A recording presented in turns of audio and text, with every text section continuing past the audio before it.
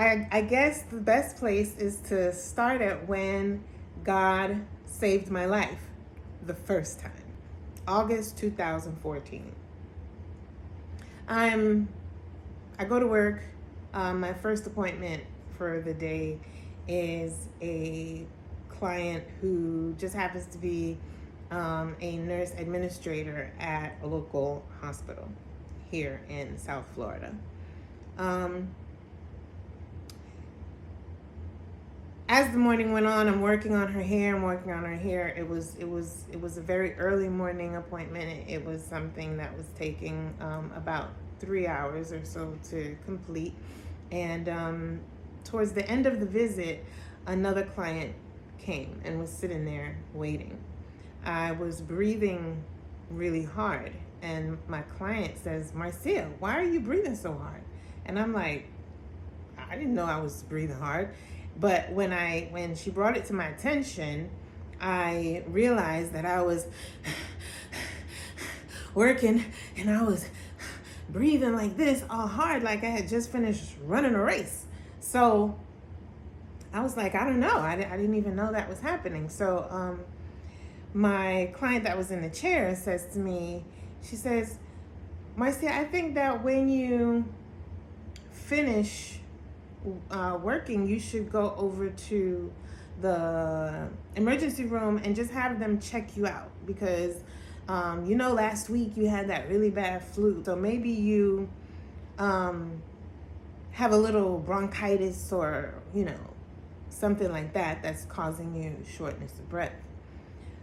So I said, okay, I'll do that. So I started working on my next client, and I wasn't able to get through that process. I was just quickly starting to demise and like feeling strength to even stand and continue working.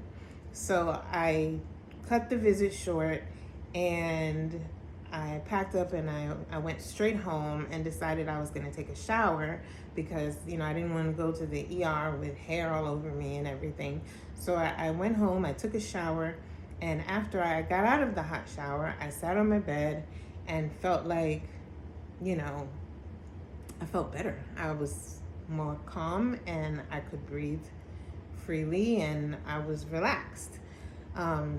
So I just sat there cooling off and thought, well, maybe I was just tired. Maybe I'm just tired. So I'm going to lay back and just relax. So I laid back on the bed and I started to just close my eyes, and all of a sudden I heard a big voice just say, "Get up and go now." And I was like, whoa. And I jumped up and ran to the window, and I'm looking out the window and looking out into the parking lot, and I'm like, wait a minute, I don't see anybody. Who was that yelling at somebody like that?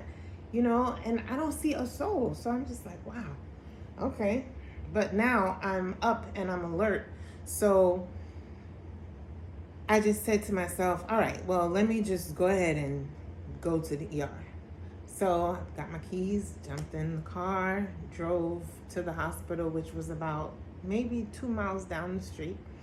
I got to the emergency room. I pulled up to the valet. I got out. I walked inside and I walked up to the desk, and the lady asks me, "Hi, how can I help you?" And I look at her and I go, and I'm holding my chest and I can't get the words to come out of my mouth. So I'm grabbing my chest, and I guess they thought that I was having a heart attack because they all just came and just grabbed me. And that's all I remember. The next thing I remember is waking up in the emergency room area in a room, and I have all this stuff hooked up to me, and my daughter is sitting there looking up in my face like, just looking frightened that I'm even woke up. And I'm like, what's going on? And she's like, 1 second. And she runs out and she goes and she gets the doctor. And the doctor comes in and he says, oh, Miss Tomlinson, you're awake, okay, so that's good, you're in the hospital and you had a pulmonary embolism, and we're taking care of you, and you're going to be here for a while, so just relax, and we're trying to get you a room. And so he walks away, and I'm just like, what? What did he say? What is a pulmonary embolism? Like, what? What is that? And she's like, you don't understand what he said? I said, no. She got up. She went and got him again, and he came back. And when he came back, he says, Miss Tomlinson, you had a pulmonary embolism. You have a blood clot in your right lung. And that was obstructing your breathing. When you came in here today, you were in pretty bad shape. And, so what happened? Talk to me. Tell me what happened. So I was like, okay. So I told him what I just told you, that I went home and I took, a shower, and I laid back. After I took the shower, I felt better, and then I just heard a voice just shout at me to get up and come in here. So I came, and he said, well, do you believe in God? And I said, yes. And he said, well, I believe that was God that told you to get up and come in here, because the condition that you were in when you got here, if you had stayed there and gone to sleep, you would not have woken up. You would be dead now. And I was just like, whoa, I would be dead? That's crazy to me. Like, crazy to me. I was fine. I was at work. I was just breathing hard. Like, there was nothing else wrong with me. How could I have almost been dead? So he said, well, don't worry, we're gonna take care of you, but relax, because you're gonna be here for at least 2 weeks, but you're gonna be okay. So after a while, they took me up and they put me in a room, and I had a room to myself. Well, that's when all hell broke loose, because I was so angry. I was so angry at God that he saved me. So I'm in the room like, why did you do this? Why did you save me? You know that I don't want to be here. Why did you do that? And what God said was, because I'm not done with you. I said, what do you mean you're not done with me? What do you mean? I've done everything that I can think of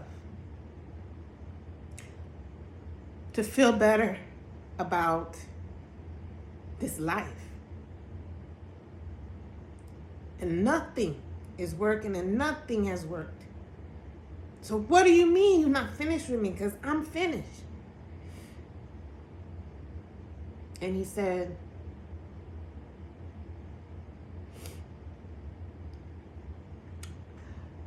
I'm just not done with you. I said, well, if you're not done with me, then you need to keep talking to me. Don't stop talking to me. Tell me exactly what to do, and I will do it. And then anything that happens, it's on you. It's on you, because I'm telling you I'm done. And if you're telling me that you're not done with me, then you need to keep talking to me, and you need to keep telling me what to do, because I'm done. And I can't be responsible for this anymore. I don't know what else to do. So all he said was okay, and that was it. So now the doctors tell me that I have to go on drug therapy for 6 months, as well as I have to give myself injections Levinox injections in my belly for like the first, I think it was the first 2 months, and then the remainder 4 months I had to be on drug therapy by itself. Then, and they also told me that I should not be going to work. But of course, I gotta go to work. That's not a thing. So I was going through drug therapy, working still, just not working as hard. I got a lot of assistance from my clients. They worked with me. I had some of the best clients in the world, just wonderful and patient and understanding, and just really cared about me a lot. And so I was working, but I was in my salon that I had open. And the way that I had opened my salon was I had decided to give up my house. I was like, I want my business to thrive. So I'm going to give up this house. My kids were at that age where they were dispersing. So I'm like, I don't need this big old house. So I gave up the house and was staying with a friend. So this is where I was recovering. Now, this was a male friend that,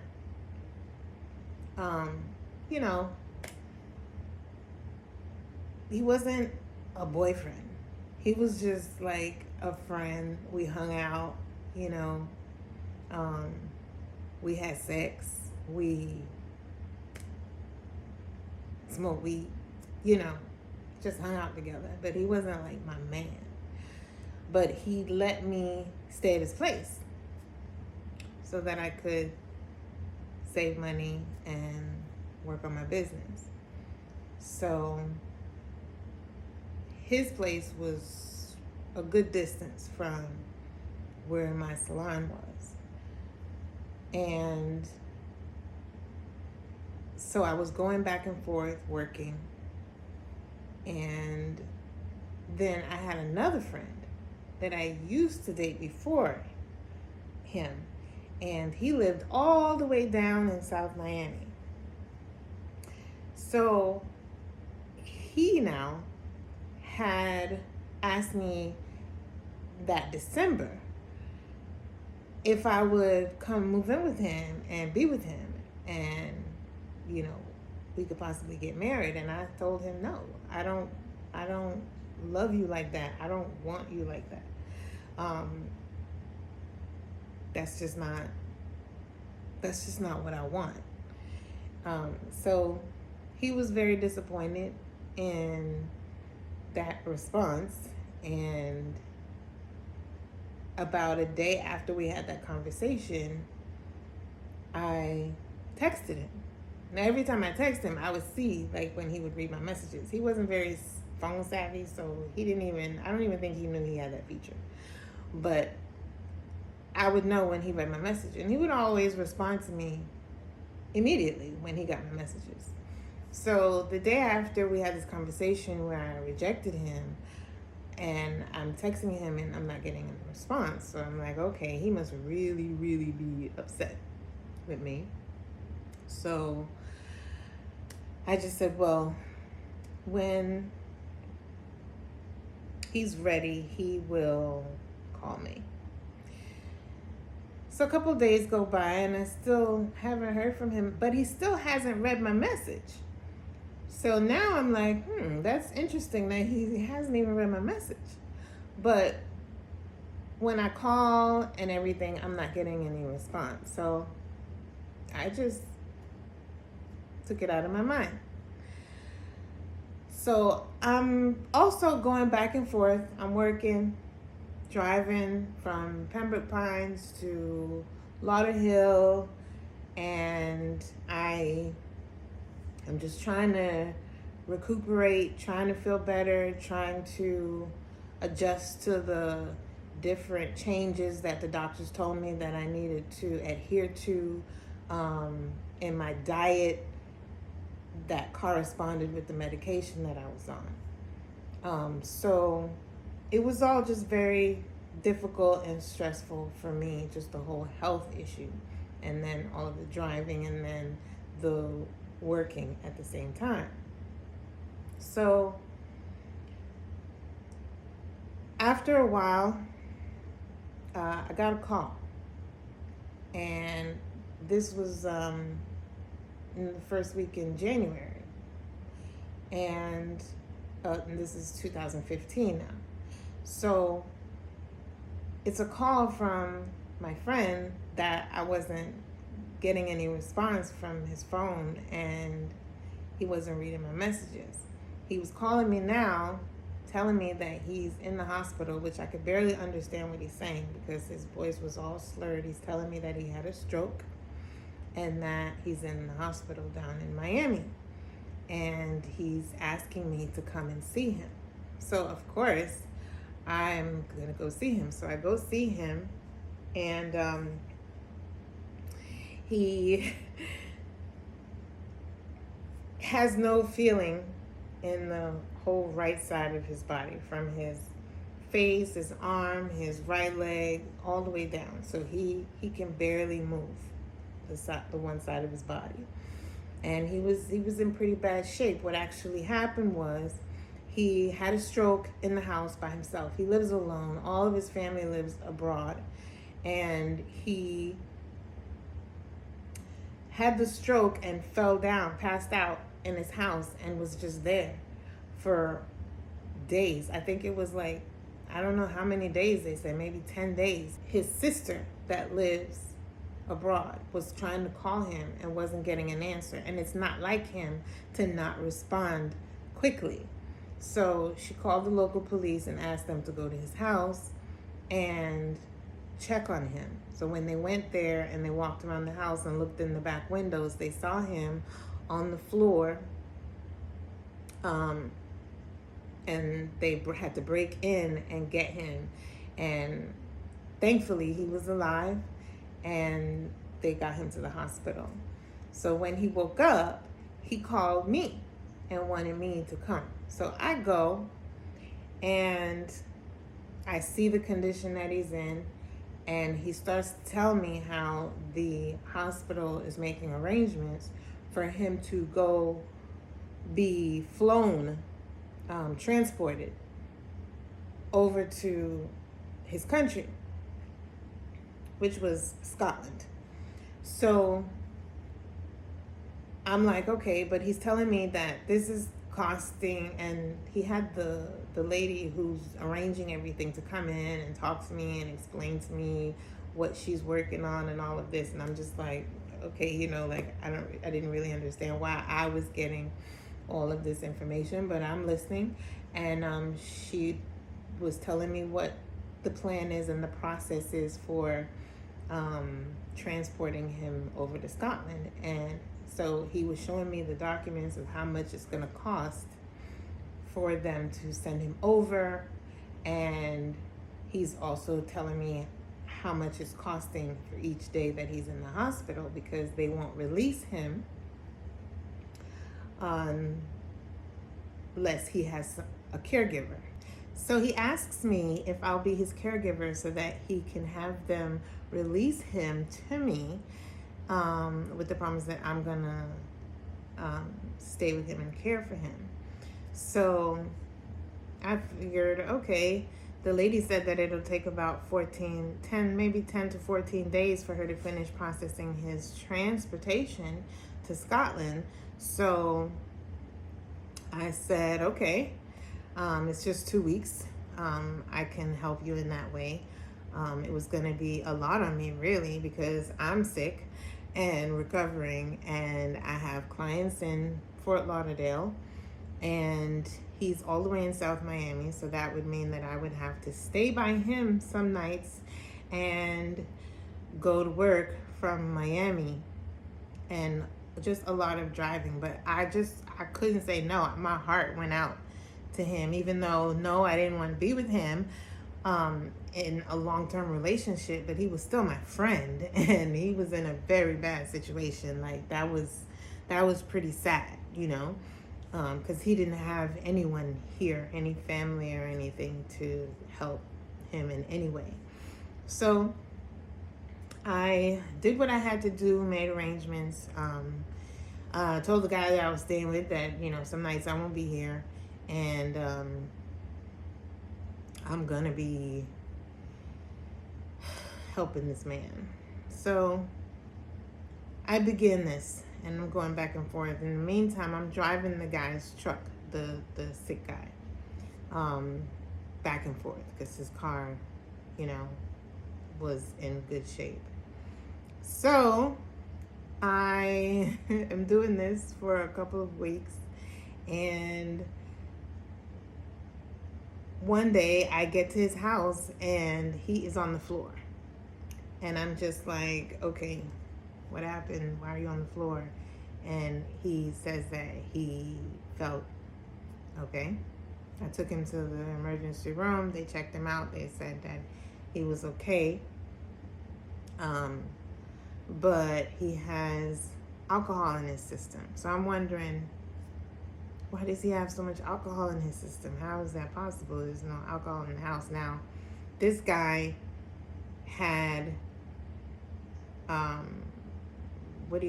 liver, cirrhosis of the liver 2 years prior to this, because he was drinking excessively after the passing of his mother. So they told him not to drink alcohol at all, that it could kill him. So I'm trying to figure out now why he has all this alcohol in his system and where did he get it from? So apparently he had bottles of liquor under the kitchen cupboard and he had drank it. And he told me once we got back to the house. So now I'm got to be watching him to make sure he's not going to, fall off the wagon again. So but I'm leaving in the days, and I'm going to work, and I'm coming back. Now, mind you, I'm sick. Let's not forget this. I'm sick and recovering while I'm taking care of this man. And I am tired. I'm doing hair all day. I'm driving back and forth, going between his house, the salon, and where I'm living. So I'm doing all of these things, and in addition to that, when I go to his, I'm cooking for him to make sure that he has food to eat during the day and in the evening, and I'm doing his shopping, and I'm actually bathing him and all of these things, because he can't do it for himself. So through all of this, now mind you, I'm doing all of this out of the kindness of my heart. I ain't getting paid for this. Just need to throw that out there. So I'm at work one day working, and I get a call from Scotland, from his sister. She's calling me.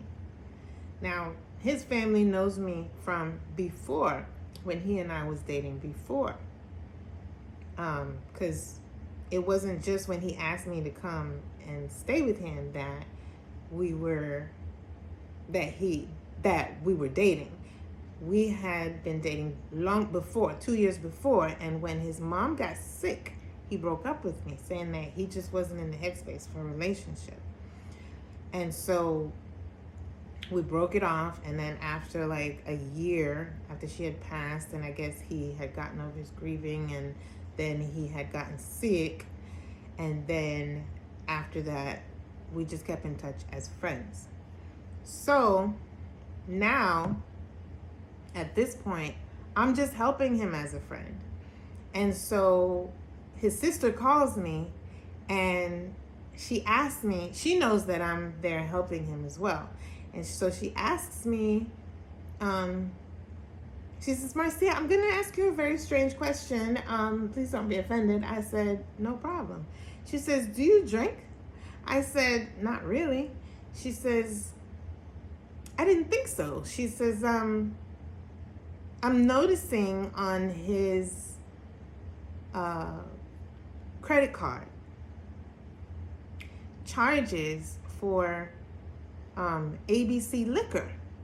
A lot of charges for ABC Liquor almost every day. And some restaurant charges on here. She's telling me the names of the restaurants. All of these places are within the range of where he lives. They're all around.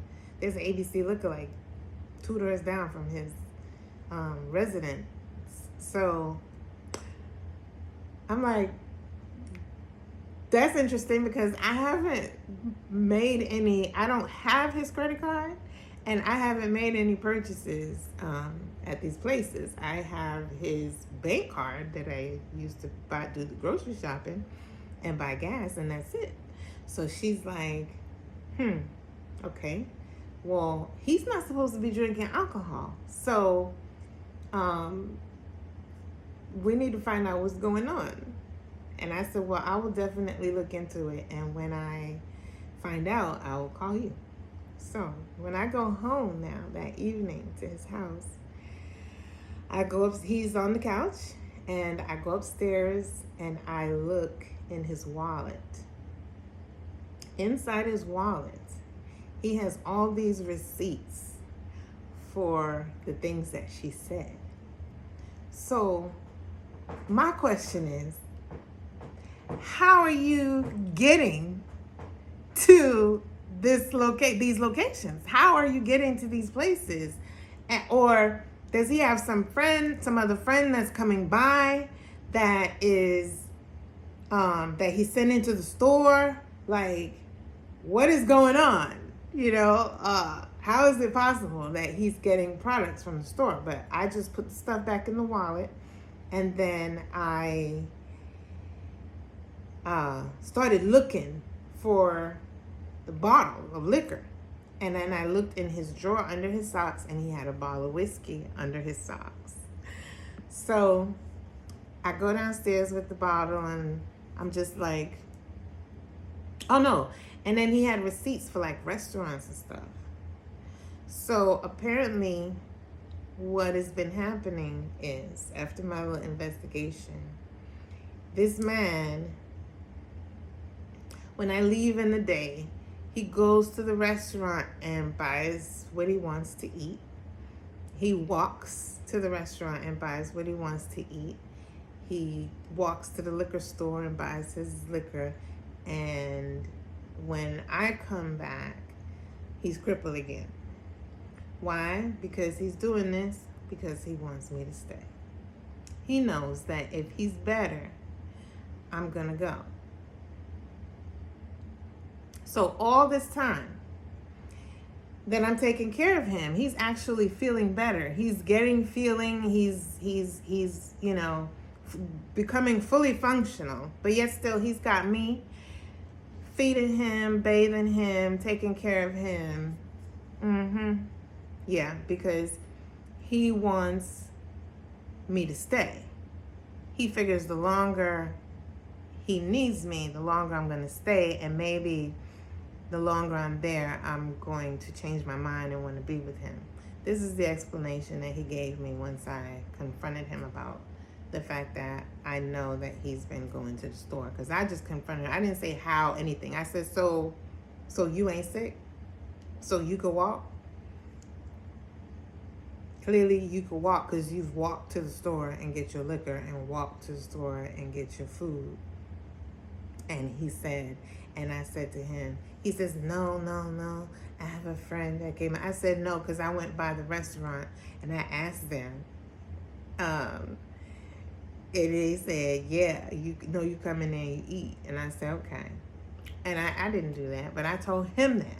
And he was like, oh, you asked them about me? Okay, so yes, I lied. Yes, I lied. I lied because I didn't want you to go. I wanted you to stay here with me. When I called her back to tell her no, he's been walking to the store and he's been going to the restaurant while I'm at work. So if he can do all of that, then he doesn't need me. And apparently he's telling me he's doing this because he wants me to stay with him. And I said, I'm not staying with him. I told him I could only do this for 2 weeks. And she tells me, well, he told us from the time he got home, he told us that you and him are getting back together and you're moving in and y'all are going to be together and you're going to help take care of him. I'm like, no. We had no such conversation. This was a 2-week arrangement. Okay, he's supposed to be arranging transport to you guys. She goes, oh, he canceled all of those plans because he said you are staying with him and you and him are back together. So I just assumed that y'all were together. And she said, the only reason why I called you about the credit card charges is because we know he almost died from drinking the alcohol and how sick he was before. So when I saw the charges for the liquor store, I wanted to verify if it was him buying the liquor or if it's you buying the liquor. Who's drinking the liquor, if it's him or you, because he's not supposed to be drinking alcohol, not because you're using the credit card. So she didn't care about that. It was his health that she was concerned with. And I was very angry, and I told him, that's it, I'm out. So I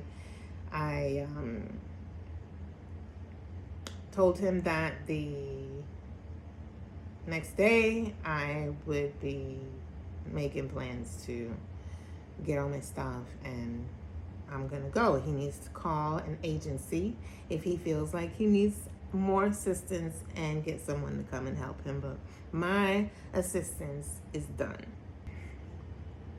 So this man was lying to me, making me think he was sick, got me bathing him. Do you understand me? Bathing him. And he don't need it. So the next morning, I woke up just feeling, I don't know, I was just feeling really, really out of it, you know, and I felt like I was on the verge, just from the stress of everything and then the disappointment of this person who I thought was a friend lying to me and knowing everything that I'm going through physically and everything. It just really bothered me. And I believe it did something to me mentally. The stress. It's like finding that out, I think, was the straw that broke the camel's back in terms of my mental state. So I woke up the next morning and I was just really, really not myself. I felt like shaky. I felt like I was on the verge of like a panic attack. So I called my mother, who lives in Orlando, and I told her how I was feeling. You know, I told her, I said, I just don't feel good. I just don't feel like, I don't feel right. I feel like I'm on the verge of just losing it. And she said, Marcia, why don't you just come home? Just come home for a while. She said, ever since you got sick, you haven't really taken the time to recuperate and rest and really relax and get better and take care of yourself.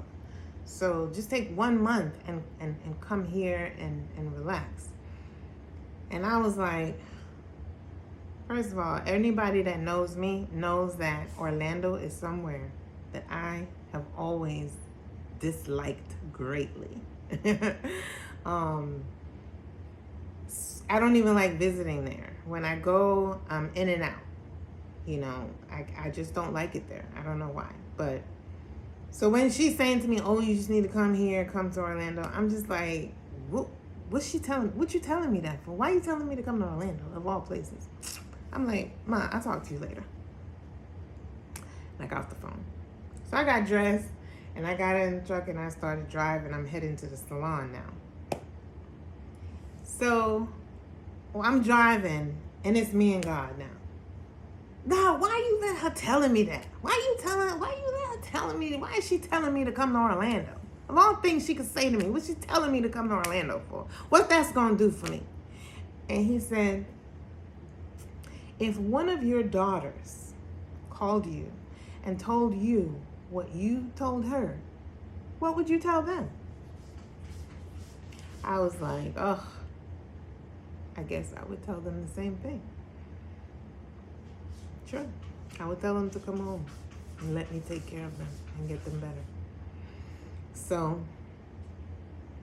in that same moment, I just switched my brain from going to work and got on the turnpike and drove to Fort Lauderdale, went to my storage unit, got my stuff out, put it in the truck, got back on the turnpike, drove all the way to Orlando. I'm trying to call my mom, and I'm not getting her on the phone. I said, well, she's just going to be surprised. So I get to my mom's house, and she opens the door, and she's just like, and I'm like, yeah, I'm here. But I'm leaving my stuff, and I'm turning around, and I'm going back, but I'll be back tomorrow. So she was like, praise God, I'm happy that you're here. So I got right back on the turnpike and headed right back to Miami, took him his truck, and then I got on the road and came right back to Orlando. So now I'm in Orlando at my mom's, and, I'm just chilling, not doing too much, not going anywhere, not doing too much socializing or anything like that. I pretty much told her, I'm here, but, if people come here and they see me, that's fine, but, don't make no big hoopla. I don't need too much excitement, because remember what I said is that I'm feeling like I'm coming unglued. I'm feeling like mentally I'm breaking. Like I'm trying desperately at this point to hold on to my sanity. And even though I'm there, I'm physically comfortable in my surroundings, but I'm just not very comfortable. I feel stressed, and I'm smoking a lot of marijuana, like 24/7. I'm smoking marijuana, and I'm sitting in my mom's backyard most of the time, just spending most of my time in the backyard, because that's where I feel most comfortable. And she had a lot of papers and stuff, around the place, and she had like a fire can, and she liked to burn the papers in the can in the backyard. So I'd just be sitting back there smoking my weed, burning the papers, and chilling. So while I'm in the yard, though, God is talking to me. Like, he's talking to me about all kinds of stuff. Just talking to me about all kinds of things, and about my life and who I am and everything. And so this one particular day, God is talking to me. It was actually at night. I'm burning the fire, and I'm sitting back there, and he starts to tell me about my name. He's telling me how I've never liked my name. I've always had a problem with my name, because Marcia, when you look up the meaning of Marcia, it is the feminine of Marcus, which means warrior, warlike. Because I've always had a history of being very aggressive and volatile, when I was having my children, and I started learning about names and meanings, and I looked at my name and I learned that my name meant warlike, I was like, why my mom named me that? Like, that's why I act like that, because my name is warlike. Like, you gotta choose a name that, will be enhancing to a person, not, that. So to me, I looked at it as a bad thing. So I didn't like my name. It was associated with everything negative that I was told about myself. So God is now telling me that I need to embrace my name, because he gave me that name. He told my mother to give me that name. And my name does mean warrior, but it's because I am his warrior. I am his spiritual warrior. And so when he said that to me, it just resonated in my spirit so beautifully. And I was just like, oh, okay, I didn't know, that makes me look at it, just the different perspective just made me look at my name completely differently. So, now I love my name. But at the time he was telling me, about my name, and he told me that a lot of other things, and he told me that I was going to be like Joseph. And I was just like, Joseph? I'm like, okay, I don't know how. And he says, yes, you're going to be like Joseph. You're going to lead your family. And I'm like, lead my family? How I'm going to lead my family?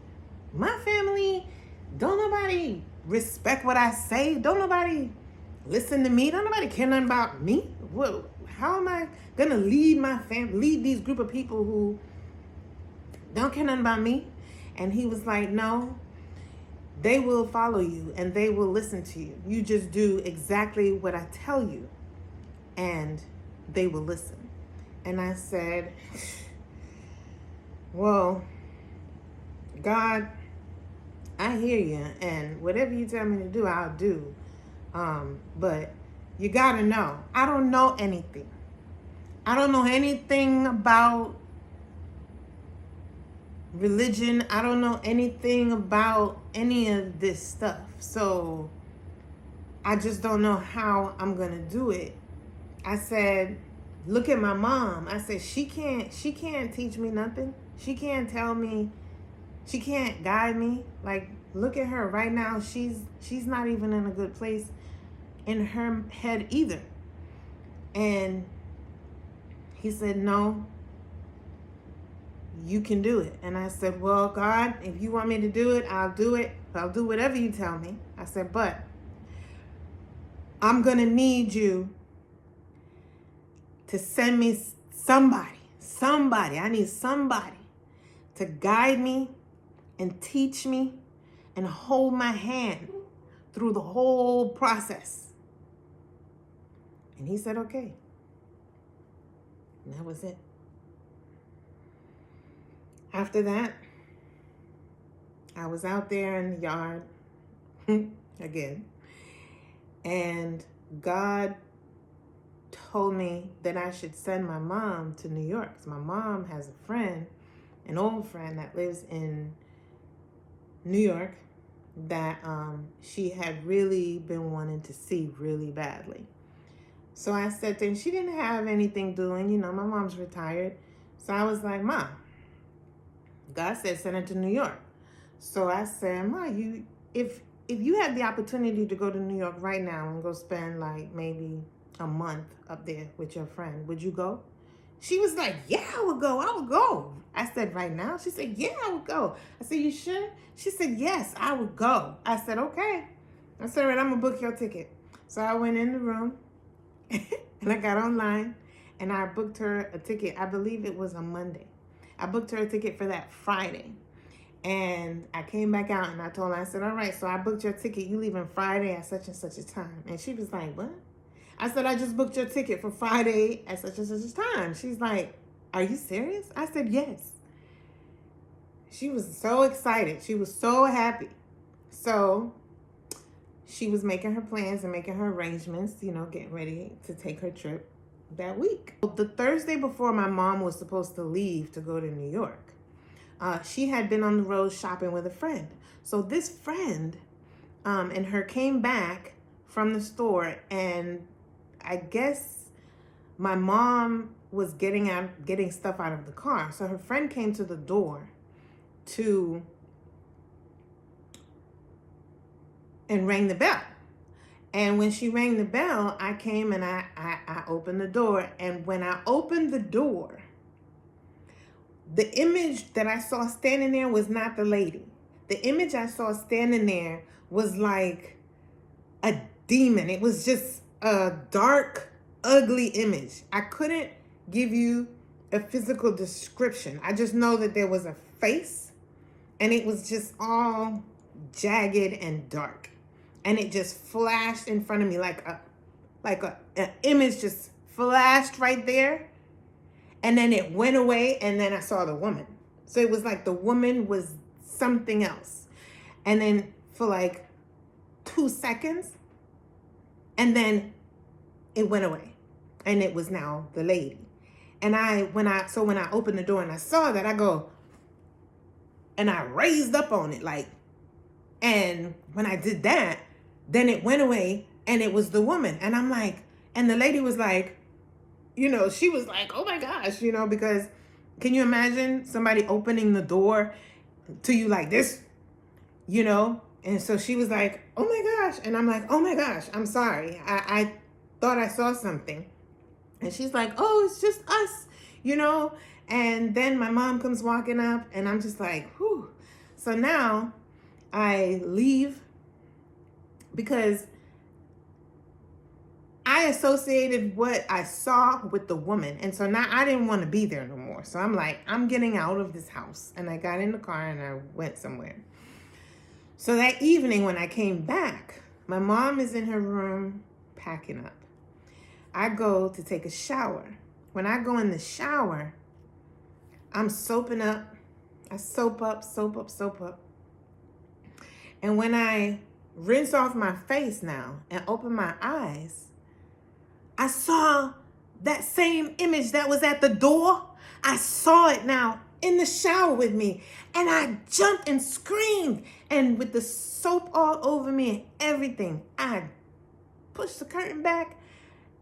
And I think I even left the water running. And I just grabbed my towel and I just ran out the bathroom. And I ran all the way to my mom's room. And I'm screaming, Mommy, there's a duppy in the house. A duppy is a ghost in Jamaican. There's a duppy in the house. And I'm like, yes, it was in the shower and I saw it earlier today. And we gotta do something, you gotta do something. And she's just like, what are you talking about? Ain't no duppy in the house. What are you talking about, Marcia? There's no duppy in the house. Like, you need to stop. And I'm just like, no, there's something in the house. There's something in the house. And I'm just like going off. Like, I'm actually getting upset with her because she don't believe me. She's not listening to me. Like, this is me, Marcia. I'm not cuckoo. I'm telling you that there was a demon that showed up in my face in the shower. And there was one at the door when you showed up earlier with that lady. And so now I'm hysterical. She's just like folding up her stuff. Oh, please, there's nothing in this house. And even if there's something in this house, it ain't gonna trouble you. And da, da, da. And she just carrying on like it ain't nothing. So I'm like so angry. I said, well, if you're not gonna do anything, I'm gonna do it. So I went and I got some frankincense and myrrh, because that's all I knew to do. I went and got some frankincense and myrrh and put it in the little tin thing, and I lit it up and I started going through the house with the frankincense and myrrh, and I was just saying the Lord's Prayer, just walking through the house, Our Father which art in heaven, hallowed be that. That's all I knew. And I'm just walking through the house with the incense, okay?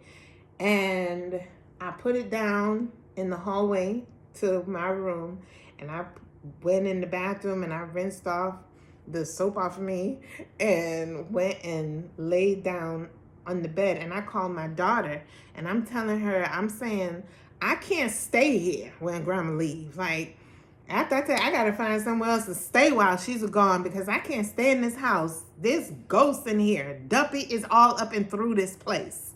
So she was like, oh my gosh, I don't know what you're gonna do. Where you gonna go? I said, I don't know. I might have to go to my sister's house. So while I'm sitting there talking to her, I'm feeling more calm and more relaxed since I turned on the frankincense and myrrh. And then the next day, I am taking my mom to the airport, and she's like, are you sure you're gonna be all right? Stay in the house place. I said, I'll be fine. I'll be okay. So, but if I'm not, I'll go somewhere. So on the way to the airport, I said to her that I was in the backyard and I had a conversation with God, and he started telling me all kinds of things about myself, and I told her what he told me about my name, and I told her what he told me about the fact that I'm going to be like Joseph and I'm going to lead my family. So she goes, really? I said, yeah. I said, what do you think about that? She said, honestly, Marcia, I feel like if anybody could lead this family, it would be you. I said, huh? What do you mean? She says, yeah. She says, if I look at everyone and say who could lead this family, it would be you. I said, okay. That shocked me to hear her say that. Whether or not that's how she really feel, I don't know. She was just gassing me up, just trying to be encouraging, given the fact that I'm going through stuff. I don't know. But all I know is the words she spoke to me was, I believe if anyone could lead this family, it would be you. And she said, so whatever God tells you to do, just do it. Don't think about anybody else. Just do it. And I said, okay. And this is my mother telling me that no matter what God tells me to do, just do it.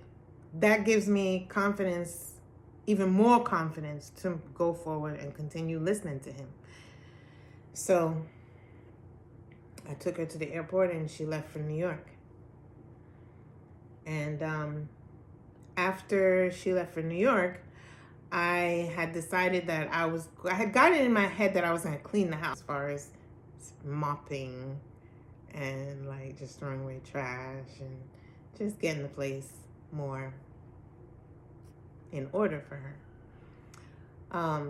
So while she was gone, I was also traveling back and forth from Orlando to Fort Lauderdale to service my clients. Because although I was taking a break, I was still scheduling appointments. Like within 3 days, I would put all my appointments together and pack them all into 3 days where I could spend the other days in Orlando.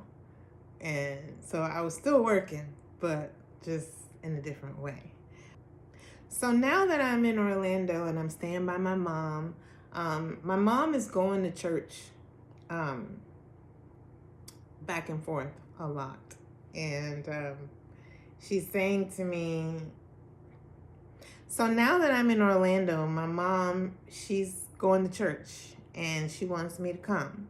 And she's bugging me to come. And I don't really want to go, but she's bugging me about it. So I'm like, all right, I'm going to go with her to church. Just something to do with her. So I go with her to church. After I go to church with her the one time, she keeps on coming to me telling me how the pastor wanted to talk to me. The pastor had a vision about me and wants to talk to me. And I'm like, Ma, ain't nobody had no vision about me. I don't want to talk to no pastor, okay? Stop.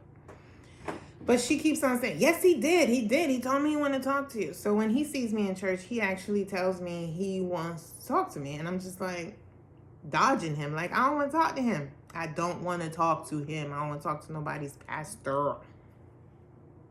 I just feel like, what you going to tell me? I don't want to talk to you. So, I just didn't. So, every time I see him, I'm having to dodge him because he's trying to get with me. And I'm not interested. And so one day I give him my card, just trying to be, dismissive. Here's my card. You call me. So when I'm in Fort Lauderdale now, he calls me. I'm at a girlfriend's house. I had finished working and I'm there. And I'm like, before I get on the road, I'm going to clean out my girlfriend's apartment for her before she comes. I'm always cleaning out somebody's place. It's so weird. I'm going to clean out her apartment. So I'm there cleaning. And he calls me and he's like, hey, Marcia, when can we get together? And I'm like, oh, I'm in Fort Lauderdale right now, so, I'm thinking that when I tell him I'm out of town, he's going to say, oh, okay, no problem. We'll talk another time. He goes, no, let's talk now then. Let's just talk on the phone. And I'm like, okay. So, what's up? What do you want to talk about? And he's like, well, I just wanted to get with you because, the very first time I saw you sitting in church with your mom, I didn't know you were her daughter. I thought you were just a visitor that she brought to church. And so I was giving my sermon, and in the middle of giving my sermon, God said, you need to speak to that woman. So he said he went home and he decided to pray and ask God, well, what do you want me to talk to her about? And he said that God told him this. He said, God told me that he's sending you on a very difficult journey. And that he wants me to be there for you, to guide you and teach you and hold your hand through the whole process. When I heard him say those words, I just bust out crying. Because remember, I told you, when I was talking to God and he told me that what he was going to do with me, I told him that I don't know anything and I need him to send me someone who will guide me, teach me, and hold my hand through the whole process. Now this man is on the phone telling me that God told him that he's sending me on a difficult journey and he wants him to be there to guide me and teach me and hold my hand through the whole process. When I heard those words, I knew beyond a shadow of a doubt that it was God that told him that, because only God would have given him those exact words to say to me, to make me know that it was God. Only God knew what I had said and what I had asked for. I was very specific in what I asked for. And now this man is repeating it back to me. So I bust out crying. I couldn't even talk. And he was like, oh my gosh, what's wrong? I said, no, you don't understand. Those are the exact words I asked God for. So now he started crying on the phone and he's saying, oh my gosh, I'm so happy that I said exactly what he told me to say, because he said that I thought about saying other things. He said, but the Spirit said, no, say exactly what you were told. And so he was like, I'm so glad, because clearly that's what you needed. This was confirmation for you. And I was like, yes. I said, so I'll be home tomorrow. Let's meet up tomorrow. Because now I don't need any other proof. Like, I knew right then and there, okay, God sent you. He wants us to talk.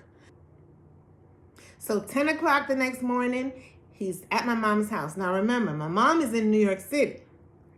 Okay? So he comes 10 o'clock and I'm ready for him. So he asked me to tell me, about myself. So I told him everything that I just told y'all. And I said, well, and so I don't listen to nobody else, just God. So I said, but before we can talk, I need you to understand something. I've visited many churches, and anytime I visit a church, I make an appointment with the head pastor, and I need to ask these 5 questions that I have in my Bible, because they're questions I have had about faith. And every time I've gone to see one of these pastors, they've never been able to answer these questions for me adequately. I feel like if a pastor cannot give me clarification on the word of God, I can't follow you, Pastor. I don't care who you are, what your credentials are, how many people are following you. If you can't answer some simple questions about the faith adequately to a person who don't know much, I can't follow you. So I told him this, and he said, So what are these questions that no one's been able to answer? I said, well, I'll share them with you because I need you to be able to answer these questions. So I opened up my Bible, and he had no Bible. He's like, all right, what's the question? So one by one, I asked him each of my questions, and he was answering me off his head. He's like, turn to this book, this chapter, this verse. It says this. Do you understand that? Okay, now turn here.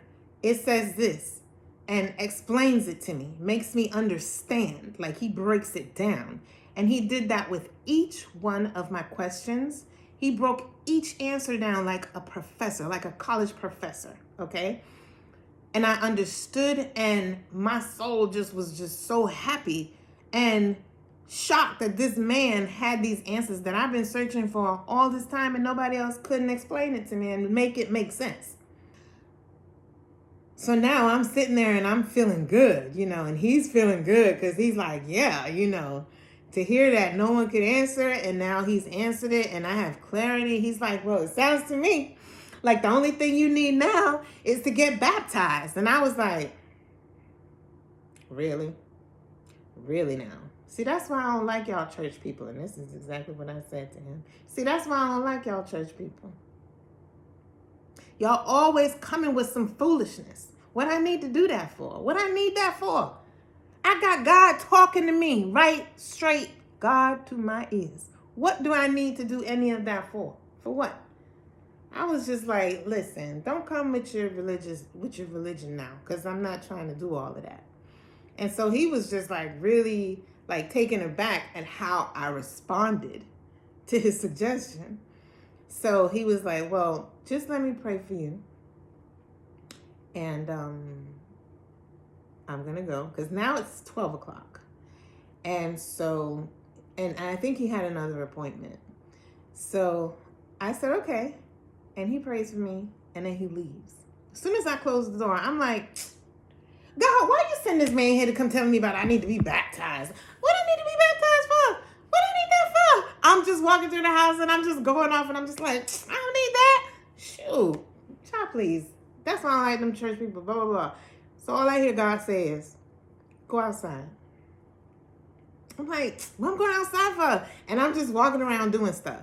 And he's like, go outside.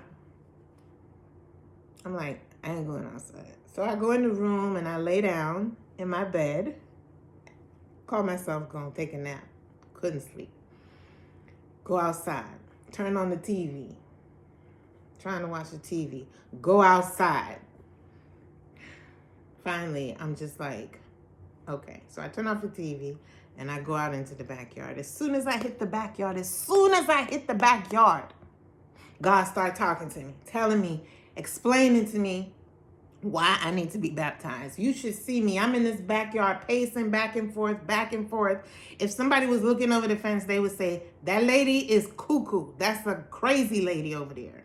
Because I'm walking through the yard talking to him, arguing with God, arguing back and forth with him about this whole baptism thing. And he's trying to explain to me. So he explains to me exactly why I need to be baptized. Now, right this minute, I can't tell you exactly what God said to make it make sense to me. But all I remember is going, oh, that's why I gotta get baptized. I get it now. I get it. And so God said, good. Now I want you to go and get your phone and call the pastor and tell him that you agreed to be baptized. So I go in the house, I get my phone, and I come back outside and I call the pastor and I say, he answers, he says, hello.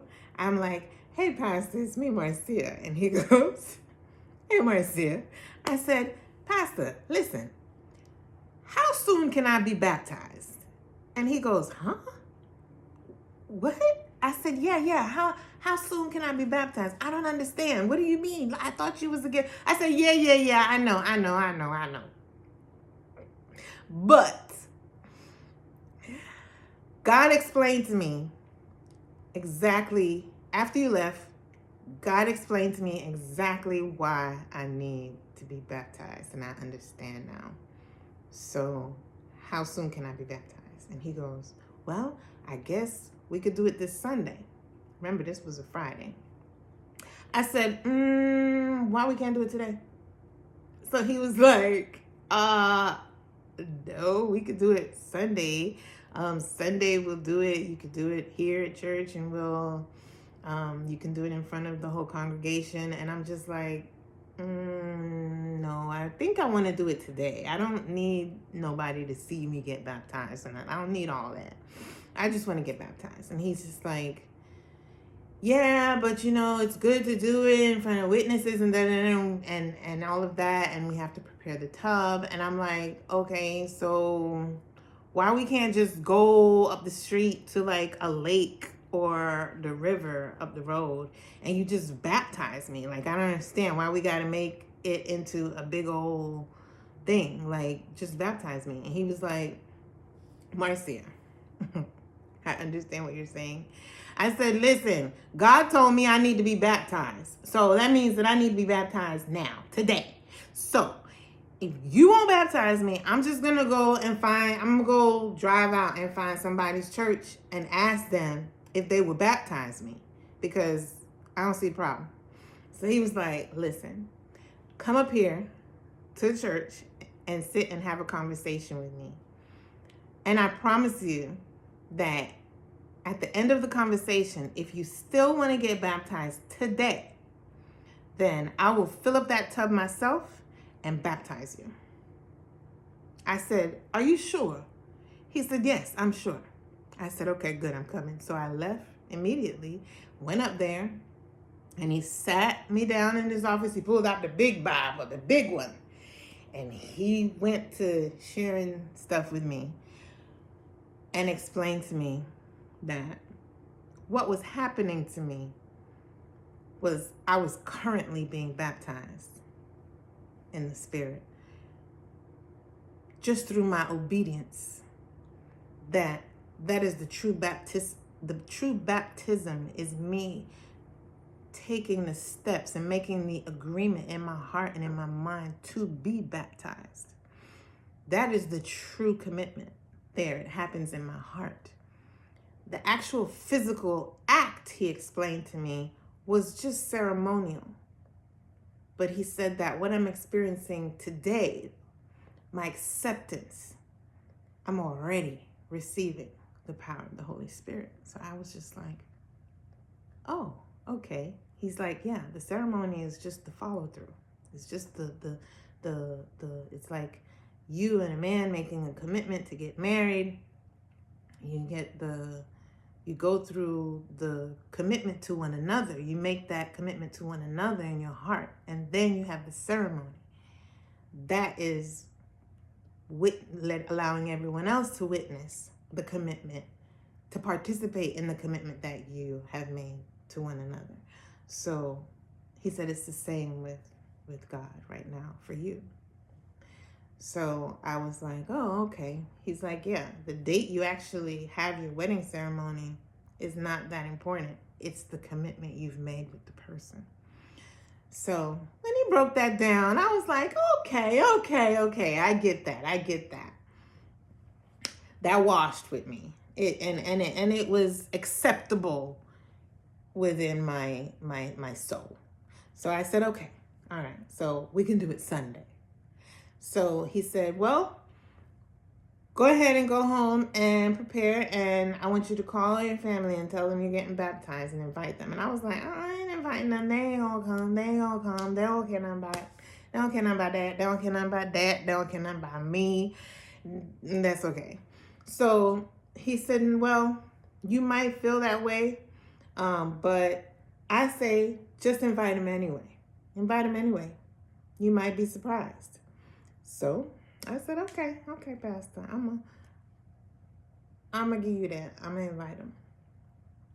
So I went home and I did. I drafted, I think it was a text message, and I sent the same message to everybody. I'm getting baptized, and I would really like if you would be present, whatever. I don't know what I said, but I asked them, invited them, and then that Sunday, everyone showed up. Everyone who lived in Orlando showed up. The only person who wasn't there was my sister who lived in New York. I got baptized that day, and it was amazing. I was super, super surprised that everyone came, my siblings, and it really, really blessed my heart to have them present. It meant everything to me. Even though I didn't want to invite them, the reason I didn't want to invite them is really because I didn't think they would come. So when they came, that meant a lot to me. I don't think they know how much it meant to me. I think I expressed it, but sometimes you say things, people think it's just words, but it meant everything to me that they were there,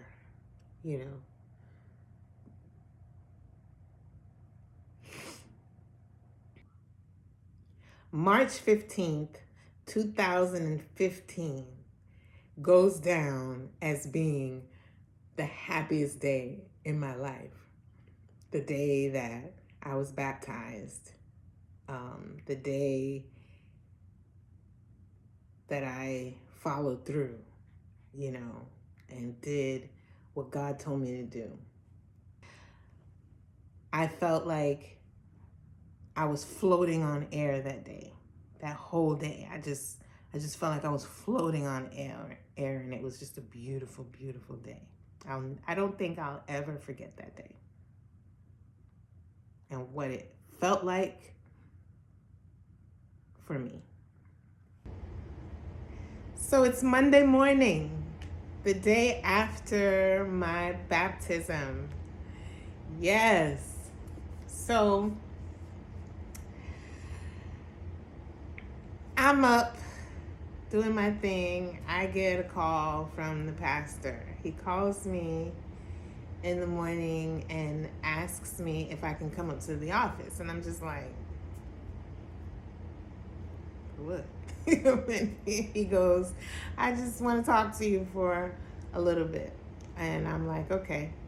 So I go up there. How you feel about, the baptism yesterday, and how are you feeling? What are you thinking? All of those things. So I told him exactly how I was feeling, because I was feeling so good, and I was feeling so happy, and I felt like, I told him it felt like I had gone in for surgery, and somebody just like opened me up, took out everything that was bad inside of me, just took out all the bad stuff, and then sewed me back up. That's what it felt like for me. I don't know about nobody else, but that's what my baptism made me feel like I had just had surgery yesterday, and they went in and they took out everything bad, just plucked them all out, and then sewed me back up. And I just felt clean, and I felt good inside. Like everything inside of me just felt like it was good and right. And he was like, wow, that's a great feeling. Like, that's how you should feel. Wow, that's good. So he then asked me, so what you gonna do now? What's the next move? And I said, well, I don't know, but I have been thinking since last night that I want to stick around, but I got to find somewhere else to stay. And he was like, why you got to find somewhere else to stay? I thought you were staying at your mom's. And I said, yeah, I've been staying there, but honestly, since I've been staying there, I haven't really been able to sleep well. I've been, I'll get in the bed and I'll lay down, but I can't necessarily sleep. I don't feel settled, like relaxed enough to go to sleep. So I'm up all night, I'm up all day, and all the smoking I'm doing, I still can't get to sleep, So I think I just need to be somewhere else that maybe I might feel a little bit more comfortable. So he was like, that's interesting. Well, I'm going to give you some scriptures to read. I'm going to give you 3 scriptures, he said. And he gave them to me, and he said, I want you to go home, and I want you to read these 3 scriptures.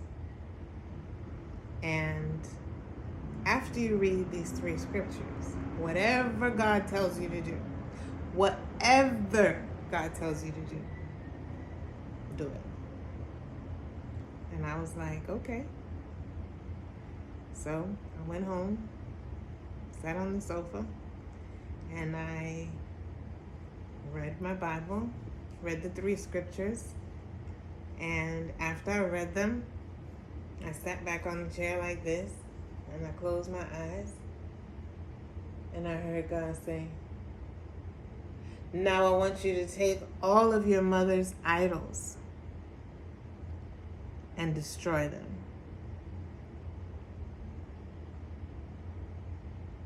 I looked around. I said, see, devil? I say, you ain't gonna fool me. You not God. You the devil. You the devil. You trying to kill me now? Because I got baptized? Now you want to try and kill me now? Telling me to destroy my mother's things?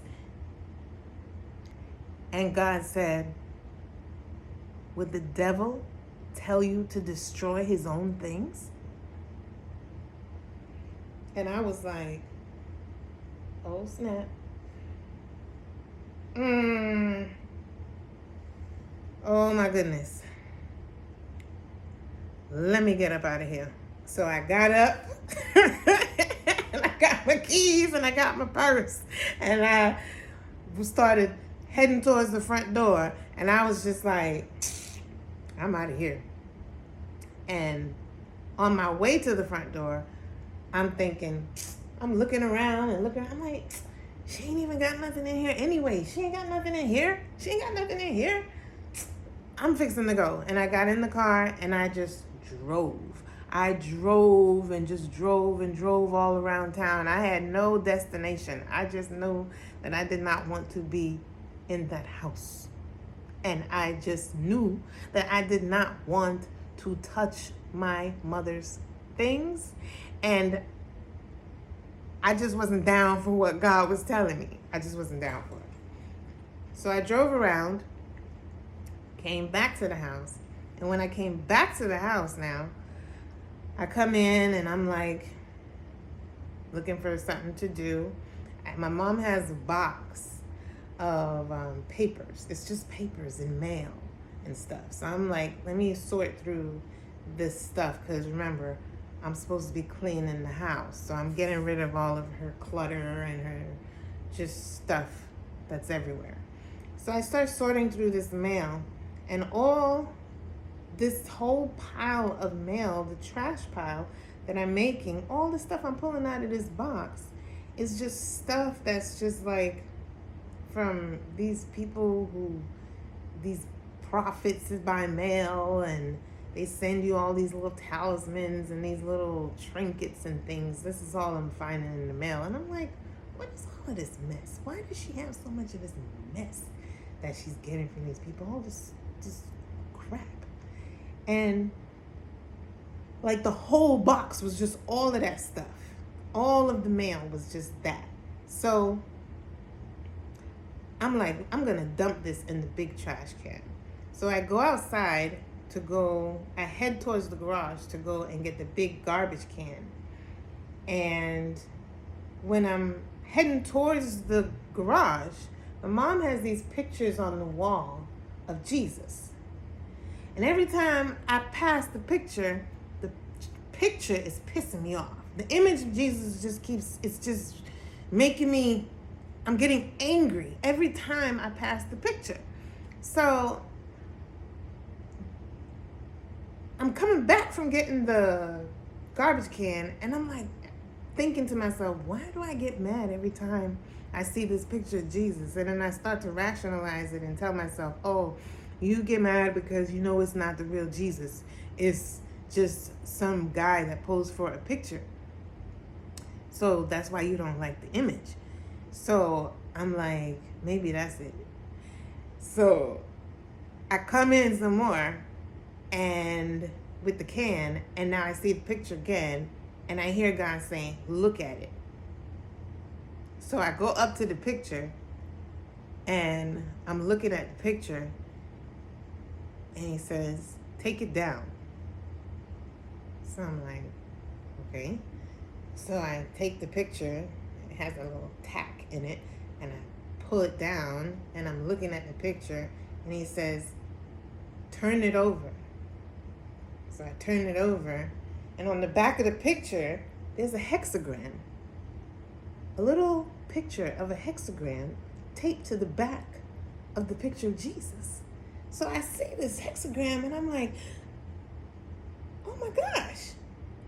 I said, oh, that's why the picture is bothering me. Picture is bothering me because the picture is deception. This is on the back of the picture. And that was what the Spirit was picking up on. Something's wrong here. There's something there. So now that my eyes were open to what was hidden, it was like in that moment, God literally had supernaturally opened up my eyes to everything that was now hidden in the house. So now I'll take the other picture and pull it down, and it too has a hexagram. And I start to pull all kinds of stuff down. Now I'm like in a frenzy, just going around the place, just picking stuff and turning things over. And my mom has she must have had 20 or 30 flower vases around the house with artificial flowers, and all of the vases had sharp knives down inside the vases. And I was just started just finding everything, and all of the food that she had laid out for different spirits. And I just started picking everything up and throwing them into the trash can that I brought in. And then I had to lug the trash can into the backyard. And that fire that I'm always burning stuff in, I just made that fire bigger and just started dumping everything into the fire. Just dumping it in. And then it was too much stuff for the fire. So I started lining the stuff up around the yard to go into the fire. And I was going in the house and just pulling out stuff. Well, while I was doing all of this, the devil was talking to me. Satan was talking to me. He's like, oh, you gonna die now. You gonna die now. You gonna get it now. Your mother is gonna kill you. She's gonna kill you. And your family is going to kill you. They're gonna disown you. No one's gonna talk to you. You're gonna be disowned. He was just saying all kinds of crazy stuff to me. And I was just like, I don't care what you say. I don't care. Nobody talks to me anyway. Nobody cares about me anyway. So I don't care. I'm going to do what God says. And there's nothing you can do to stop me. So now I'm going in and out of the house with stuff. And I'm working my way around to my mother's room. And as I get closer to her room, which is all the way on the other side of the house, she has a closet right by her bedroom door. And as soon as I opened up that closet door, and there was a blanket at the bottom, and I lifted up the blanket, and there was a big ceramic pot sitting at the bottom of the closet. And as soon as I lifted the blanket and I saw the pot, I felt like a person, a whole person. You know when you're a kid and somebody pulls you up onto their shoulders and your legs are over their shoulders and you carry a child on your shoulders? I felt like a grown person jumped on my shoulders in that way. And I fell to my knees in front of the closet. And I just started to scream out, God help me. God help me, please. Help me, please. Help me. And all I heard God say was, go to your sister's house. I just took off and drove straight to my sister's house. And when I got to my sister's house, I ring the bell like crazy. And she's like, what's the matter? And I was just like looking crazy. And she's like, well, what happened? What happened? Because she's very Jewish. What happened? What's going on? And I'm like, oh my God, oh my God, oh my God, you won't believe what I done. You don't believe what God told me to do. And she's like, oh my God, what did he tell you to do? What did he do? She's freaking out because she don't know what I'm about to say. And I'm like, oh my God, God told me to destroy all of mommy's idols, all of mommy's things, all those stuff. And she goes, oh my God, oh my God, oh my God, oh my God, oh my God, are you serious? Are you serious? Are you serious? Are you sure, Marcia? Are you sure? I'm like, yes, he told me. And I started, and the devil jumped on me. He jumped on my shoulders. He jumped on my back, and he was riding me. And God told me to come here. And she was just like, her mouth was wide open. And she was like, well, okay. She says, Marcia, this is big. And I was like, yeah, I know. And I told her what the devil was telling me about that my mom is gonna kill me, and she's gonna disown me, and she's gonna do all this crazy stuff. And I was like telling her all of this. So my sister is like, Marcia, listen, ever since I left from over mom's house, I haven't been doing any of this stuff. I have some stuff that I even left over there at mommy's house. And, you know, if you come across it, I'd like you to destroy it, and make sure you destroy that too, because it's there. And she gave me a description of like what it looks like. You see, in my family, ever since I was a little girl, we've practiced this spiritual practice of, you know, worshiping and doing, we've practiced idol worship. We've done sacrifices, animal sacrifice, and different things like this as a way of manipulating our circumstances. In different cultures, it's referred to by many different names. In the Jamaican culture, we call it obia. In Haitian culture, it's called voodoo. In the Spanish culture, it's called santeria. In Africa, they call it Yoruba, or or ancestor worship. It just has the Buddhists, not the Buddhists, the Japanese have theirs, the Indian have theirs. Everyone has theirs, but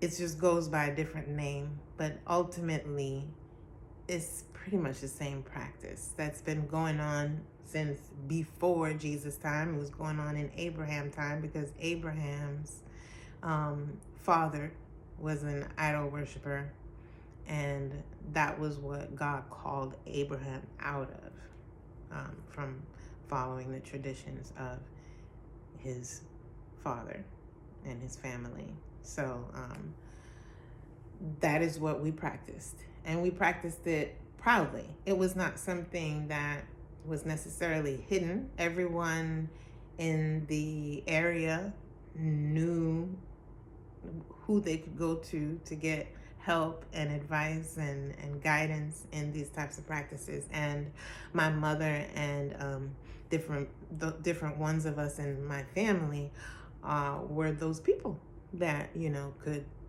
give you advice in that area. And it was something that we thought we looked at as a good thing, good positive thing, not to hurt anyone, only to help you um, in positive ways.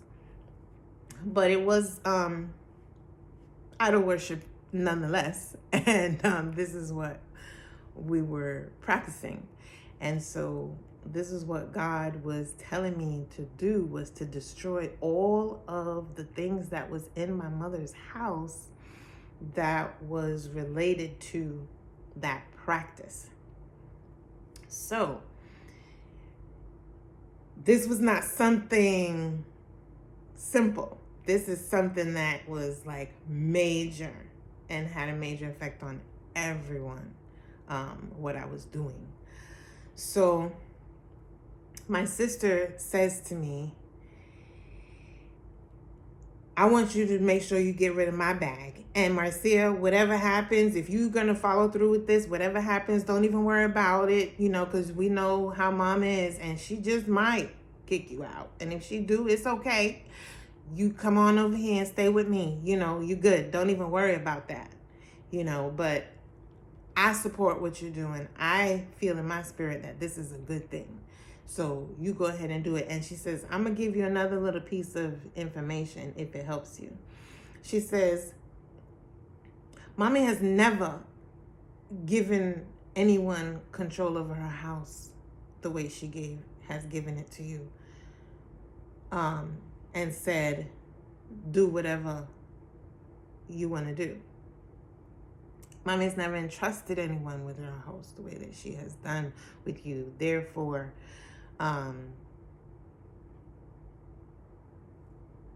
technically you have permission to do whatever you're doing.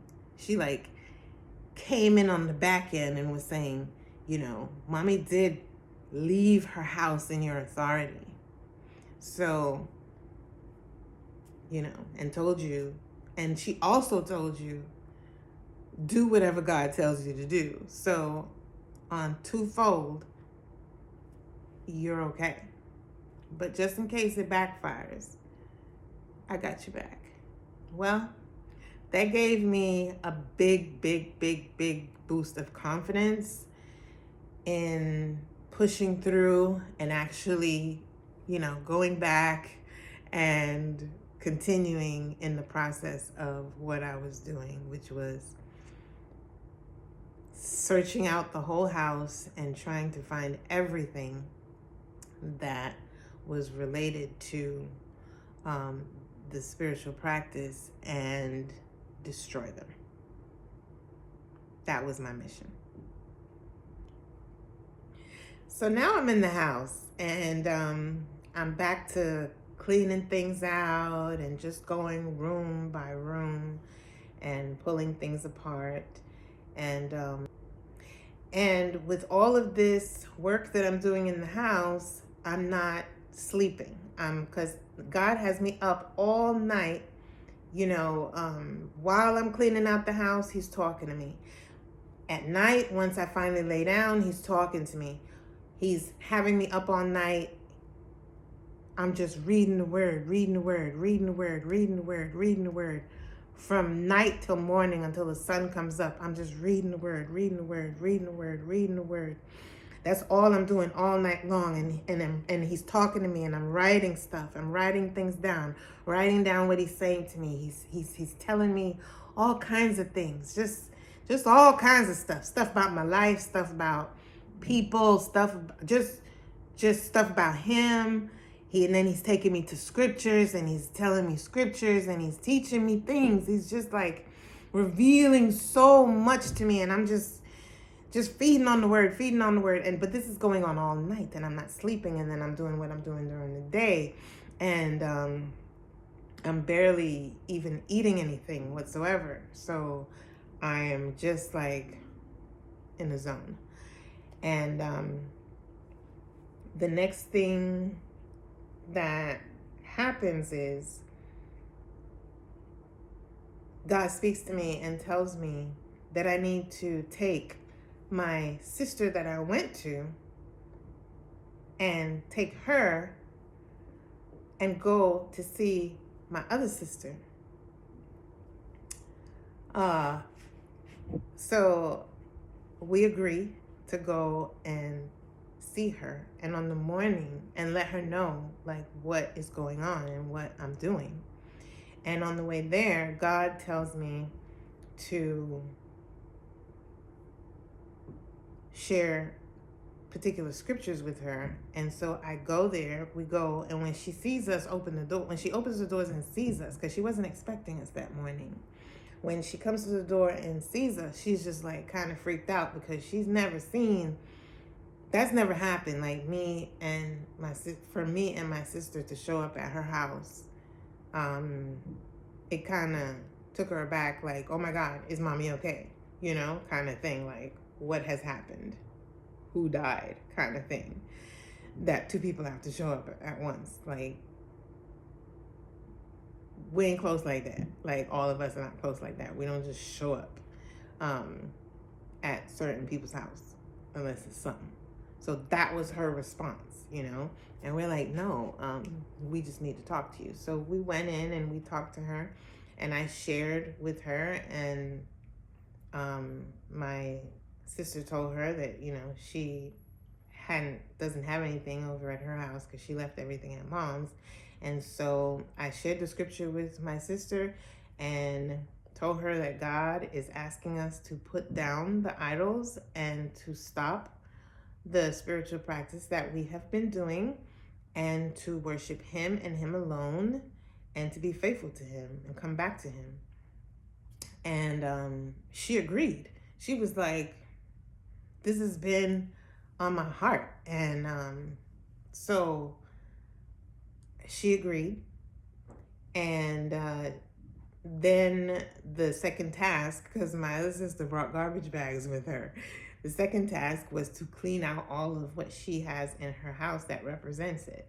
So we walked around the house, and she was like, well, I don't really have much, you know, here. But when she walked around, she couldn't see anything, but God had given me the spiritual eyes to see everything. So I started walking through her house and ended up filling up a garbage bag. I think we filled up 2. And then we took it to the trash compactor and we put it in there and destroyed it. Then my sister looks at us and she goes, well, if we got 2 bags here, I don't know, we might have a whole dumpster full at my place of business, because that's where I really keep most of my stuff. So we made a plan that night we were all going to meet up and at her place of business, and we were going to clean it out. And that's exactly what we did. We met up that night, and 3 of us walked through there and took everything that represented it and piled it. And it was a lot. It was a lot. She really had a lot in there. And we took it all to the dumpster and got rid of it. And, you know, that was it. So after we finished cleaning out my second sister's house, we went back home. And of course, that night, God had me up And of course, that night, God had me up all night reading scriptures and writing things down, as usual. And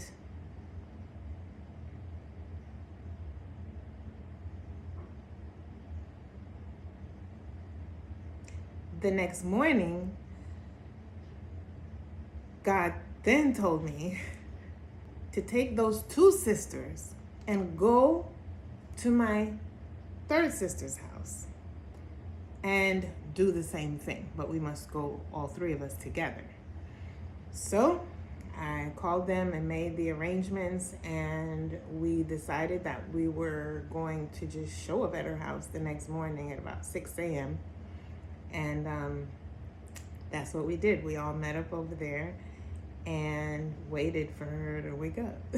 And when she woke up, she was very surprised, like my other sister was, like, why are you all here? And so we did the same thing. We sat down, we spoke to her, I shared the scriptures with her and told her what God said. He's asking us all to put down the idols and to worship him and be faithful to him.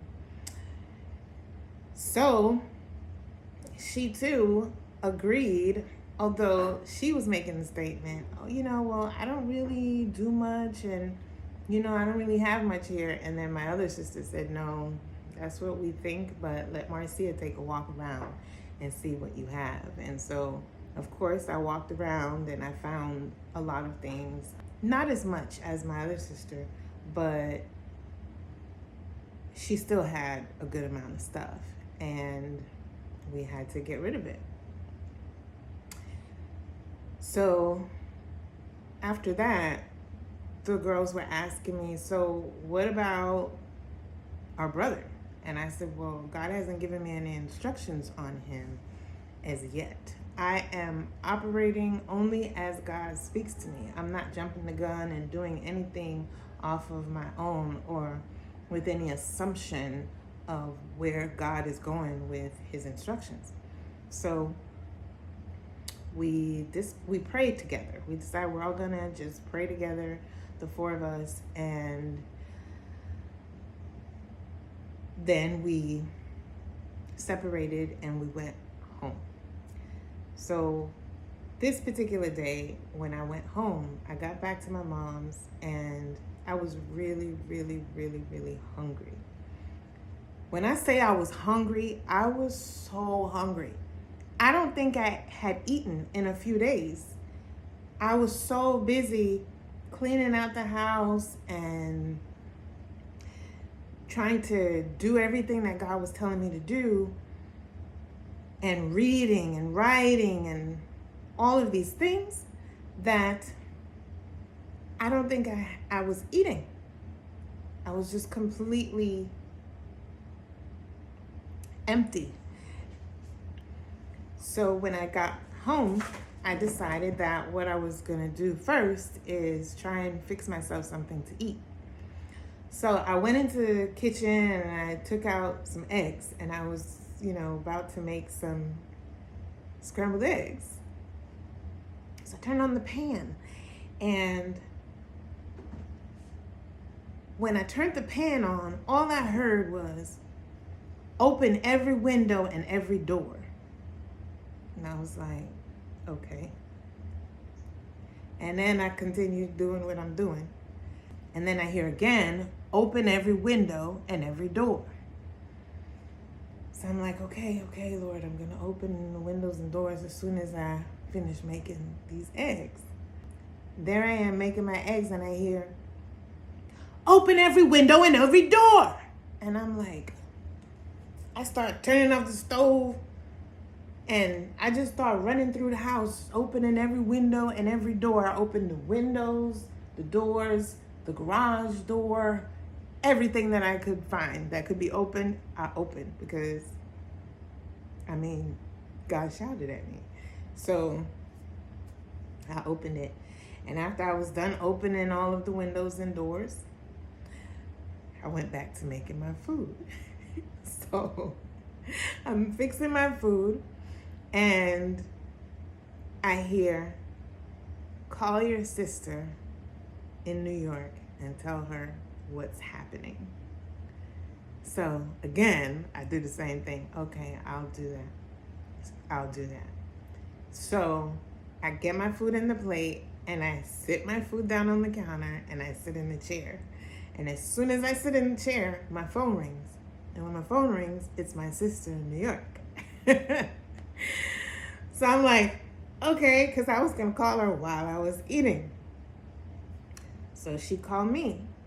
So now I answer the phone, and this conversation just blew my mind. So I go, hey, what's up? I was just about to call you. She says, yeah, I was just thinking about you. I just decided to call you and see what's going on. And I said, really? I said, well, I was going to call you and tell you exactly what's going on. So I started to tell her what happened and what God told me to do. And as soon as I said what I was doing, so then she says, oh, Marcia, you don't know how happy it makes me to hear you say this.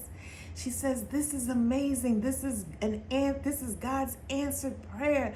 She says, this is what we've been praying for. She says, oh my gosh. I just feel like every window and every door has been opened. When she said that, I got chills all over my body. And I was like, what did you just say? She said, I feel like every window and every door has been opened. And I was like, wow. What would make you say that? What would make you say such a phrase? I said, because just now before I called you, God told me to open every window and every door in the house. And I was running through the house, opening every window and every door. And now you telling me you feel like every window and every door has been opened? And she says, oh my gosh, that's amazing. Marcia, I gotta come there. I'm gonna book the next flight and I'm coming. I gotta be there with you for this. And I said, wow, okay, great, so I was excited to know that she was coming. Her in particular, I was really, really happy and excited to know she was coming to be there with me. So after I have my breakfast, I'm there. I decide that I'm gonna go outside in the backyard, sit down. God begins to speak to me now. He starts to speak to me about my ex. Now, I have an ex-boyfriend who, when I met him, he was very much a follower of Jesus, okay?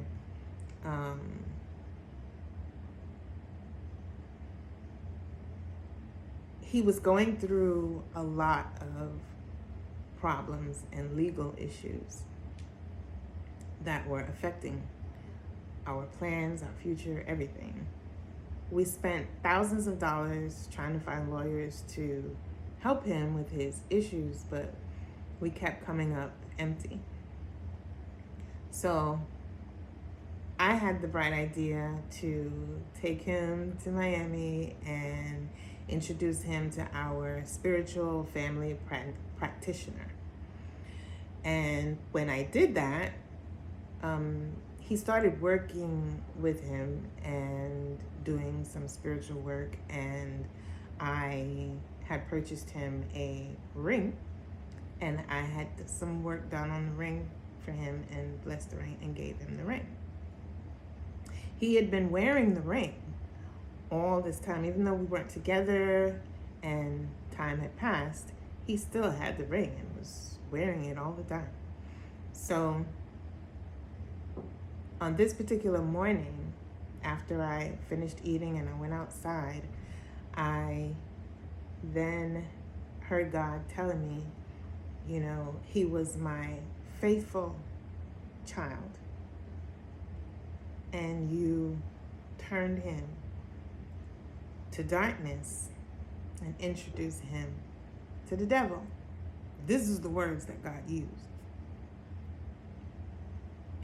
So I need you to tell him to take off the ring, destroy it, repent, and come back to me. I was like, wow, okay. I felt so bad because here it is, God is telling me straight up, you are the one who introduced him to the devil. You did it. So now you're going to be the one to tell him that you were wrong and that he needs to repent and come back to me. So immediately I picked up the phone and I called him. Now he wasn't aware of anything that was going on with me at that time, other than the fact that I had just gotten baptized. I didn't tell him anything that I was doing, other than the fact that I was cleaning my mother's house. He knew that we couldn't talk on the phone and I couldn't communicate right now because I'm busy, because he knew I was cleaning out the house. He just figured housework, regular cleaning. So I called him and I explained to him what was going on, just a little small version, not much, and told him what God told me to tell him. And he said, okay. All he said was, okay, I'll call you back. And he got off the phone. And then, like, I just went back to what I was doing. And then he calls me back and he says, all right, so it's done. I was like, you did it? He's like, yeah. I said, okay. And he was like, all right. Did he tell you anything else about me? I said, no. He said, okay. And that was it. I was really happy that he listened, and didn't resist, what God was telling me to tell him to do. He just embraced it and just said, okay, and he did it. So that made me happy. So after this, I continued doing what I was doing, and it wasn't until in the night, that night, when God had me writing everything down, and then he, in the midst of it, he says to me that he wants me to not go to my brother's house. So God wanted myself and my 3 sisters to meet up at my mother's house and wait for my brother to arrive. And when he gets there, then we tell him what's going on and share the same information that was shared with him. So I called him and I asked him to meet me at my mom's house. We agreed that Sunday after church he would come over. So I told the other girls that he was going to be coming over on Sunday and that I needed them to be there when he came. So we all agreed that we would meet up at my mom's house that Sunday after church. So now it's Sunday morning, and myself and one of my sisters, we meet up at church. And we're sitting in the sanctuary. And she leans over and she says to me, Marcia, I have to tell you something. I said, what happened? What's the matter? She said, last night I was cleaning out some stuff out of the garage and I found some spiritual books that I had. And at the same time I was cleaning out the garage, our niece came over to see her. So she said that my niece asked her, what are you doing, throwing these away? And she said, yeah. And she said, can I have them? She said, I don't care, they're trash. So I said to her, why would you let her take the books? I don't understand. We're supposed to be destroying these things, not passing them on. So she was like, I don't know. I didn't know what to say. I'm like, what do you mean you don't know what to say? Like, that makes no sense. Like, you should not have given her the books. It made me so upset to know that she let her take the books. It's like she wasn't taking it seriously. Like, she wasn't taking it as seriously as she should be taking it. So it just really made me upset. So I could barely even function through the service that morning. And when we got back to the house, my other 2 sisters met us there, and they were there walking around because while they were there and waiting, they're walking around seeing what I've done so far, and also looking around and going through our mom's stuff to see if they see anything that I possibly had missed. So that's what we were doing, walking around looking for more stuff. They were finding things, pulling things out of everywhere, and we were, putting them all in the trash can to take them outside. But I left them and I went into my room because I just couldn't get this feeling off of me about what my sister had shared with me. So I just sat there and was like, let me just try and read the word, because I just need to calm down. I just feel myself like I want to just cry. Like, I just feel so grieved. So I sat on the edge of the bed and I started reading, and I couldn't even focus to read. So my sister came in and was like, what's going on? I'm like, I'm just so upset. I'm just so distraught. I don't understand. It's like y'all just don't even understand how serious this is. And how important this is. Like, this is not me. This is not my decision. This isn't something I sat down and said, you know what? I think we need to stop doing this. No, this is what God is telling me to do. It's not something that I wanted to do. It's not something that I am enjoying. Like, this is my life too. This is my history too, and it's not easy for me to do this. I'm scared too. This is my mom. Like, what is she gonna do? What is she gonna say? But I have to do this. We have to do this. So I'm saying this to them, and I start to say to them, I start to cry and weep, and I say, I said, this is for real. I said, I want to see my mother in heaven. I want all of us to be in heaven one day. I want us to see God, and this is real. And then I said, don't you think that our brother wants to be able to come to his mother's house and bring his children into his mother's house and let them run around and play and smell cookies and bread baking in the air? And I said, yeah. I said, that's what he wants. That's his desire. I said, but he can't have it because of the way that we live and because of the way that everything is. I said, this is serious. And so they just started to console me, and they started consoling. It's okay, Marcia. Just calm down. Just relax. It's going to be okay. It's going to be okay. And I'm just like, just trying to regain my composure. So after a few minutes, we had the doorbell ring. My brother shows up. And he comes in, and he's like, surprised that we're all there, because I didn't tell him we were all going to be there. I just said, come meet with me. So he gets there. So we all go and sit down, and they all look at me like, go ahead and, do your thing. So I began to share with him the same way that I shared with my sisters. And after I finished sharing with him and told him what God is asking us to do, he began to speak along these lines. He started to say, first of all, you all don't know what I've been doing, because I personally, y'all know, I keep my life separate.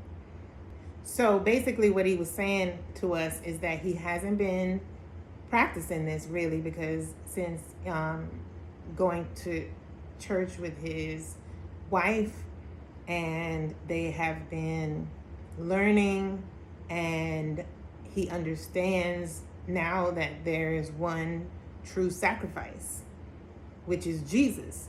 And so he was basically saying that he has already put it down, and that he is a believer in Christ. So, and that is what is happening in his home.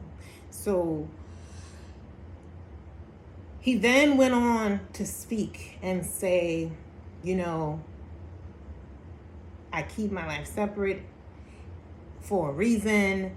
And he started going into those reasons. And then he said, don't y'all think I want to bring my kids to their grandmother's house and let them run around freely and play? And I want to walk in and I want to smell bread baking in the air? And when he said that, all of my sisters turned around and looked at me and go, they started pointing at me like, oh my gosh, because they know that was the same words that I had spoken prior to him getting there. Like, this just came out of nowhere, where I was speaking something, and then he came behind now and started to speak from his heart, and what was in his heart was what had already come out of my mouth.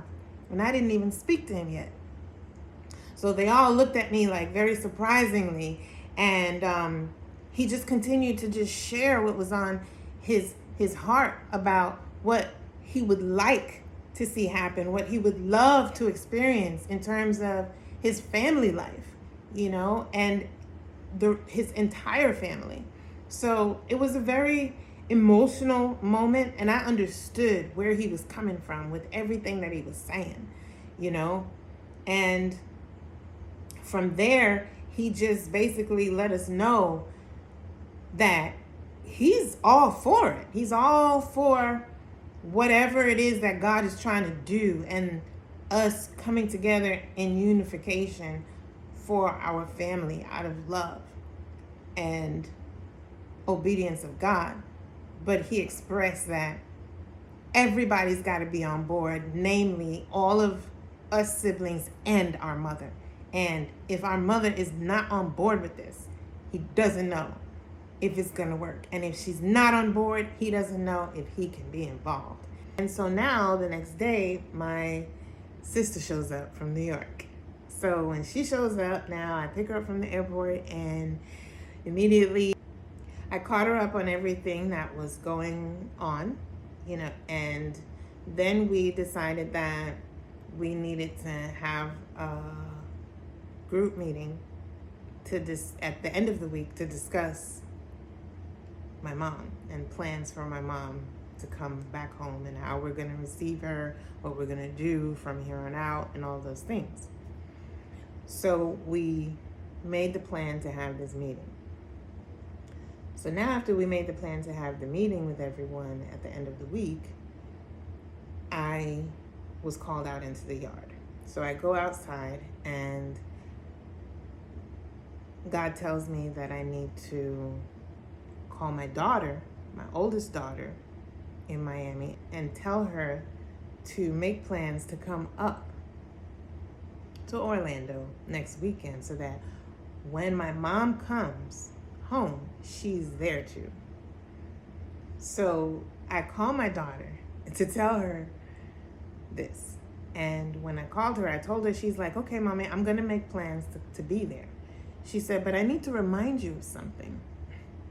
She said, you remember about a year ago, I had a dream. Now my daughter, she's a seer.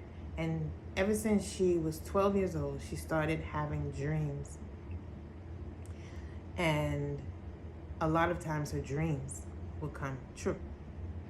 So she's telling me now that she says, remember a year ago, I had a dream that I told you about where you and all of your siblings were in grandma's house in her family room, having a meeting about her. And I was like, wow. Me and my siblings are not close like that. So for my daughter to have a dream that all 6 of us were sitting in my mother's family room having a meeting to discuss her, in my natural mind and understanding, I'm thinking, oh my gosh, what has happened to my mom that we all have to get together in her house and discuss her, and she's not there? That freaked me out. So it made me have anxiety, and I stopped leaving the ringer on my phone. And every time I got a call from somebody in my family, I would have a mini panic attack, because I don't know what's going on. So my daughter reminds me now about the dream, and I'm like, oh my goodness, yes, that is crazy. So she says, so mommy, I'm gonna be there, because obviously that's how I was able to see this happening, because now you're calling me, telling me to come and be there for it. So I got off the phone with her, and I was walking around in the yard and going in and out of the house, and God spoke to me again, and he tells me to call my mom's friend in New York, the one that she is there staying with, and talk to him and tell him what I'm doing and what is happening. And I was like, why am I calling him and telling him? Like, I didn't know why God was telling me to do this. But I knew that my mom was no longer there, that she was now she had left the day before from his house and had now been staying at my niece's house. The sister that was staying with me during this time, her daughter's house is where my mom had left and went to stay with for the rest of her time until it's time to come home the following weekend. So this day, God tells me, call her friend. So I call him and I begin to tell him everything that's going on. I tell him the whole story and what we're planning. And he responds to me and he tells me, you know, he's very happy that I called him and told him all of this, what's going on, because, and now that I have, he's going to confess something to me. So what he tells me is that for many years, his ex-wife was a practicer of this. And when he wanted to get a divorce, she made his life hell through this practice. So he decided that he's never going to be with anyone who practices this. And he said to me, I thought at one point your mom wasn't practicing that anymore. He said, but then I realized she is. So it's for that reason why I have never taken that step. He says, I've always wanted to be with your mom. I've always wanted to marry your mom and be a father to you all. He says, but every time I get this close to taking that step forward, I'm reminded of that promise that I made to God. And he said the promise is extremely important to me because prior to his first wife, he was in the seminary and all of this and on the verge of becoming a pastor. But when he hooked up with her, she completely turned him away from that. Somehow, this is what he's telling me, that she convinced him to go another way, and he went that other way, and he said he has regretted it since. And because of that, he made the promise to God that he will never be with another woman who practices these things. So for that reason, as much as he has loved my mom and wanted very much to be with her, he wouldn't be with her because of that. And he said, but it'll be different if she's going to put it down now. So I'm very curious to see how this turns out. Please keep me informed of how everything goes. So I said, okay. And that was it. I was shocked to hear this from him because honestly, this was something that I wanted the answers to very, very bad because I'm the youngest of everyone and he's the one who was around when I was younger. And I just always wondered what was the problem? Why didn't you and my mom end up getting married and being together? Because clearly you ain't been with nobody else. She ain't gone with nobody else. And y'all have been close friends all these years. Why were y'all never together? So it was very satisfying for me to hear finally a reason from him. So now after this, we move forward and we're continuing to clean out things out of the house, and because this is a really big project. At one point, when putting out the trash, there was a whole row of stuff lined up at the dumpster for the trash people to take out, and the neighbors asked the question, are y'all moving? Is she moving? And we're like, no, we're just cleaning up. And you know, it was that much stuff. I took pictures of everything. I still have about, I think I have about 1,000 pictures. Yeah. Maybe 800 to 1,000 pictures of everything that I took out of the house. I took everything out of the house, everything. I mean, it was a lot. It was a lot of stuff. uh, so after this, now we continue to clean.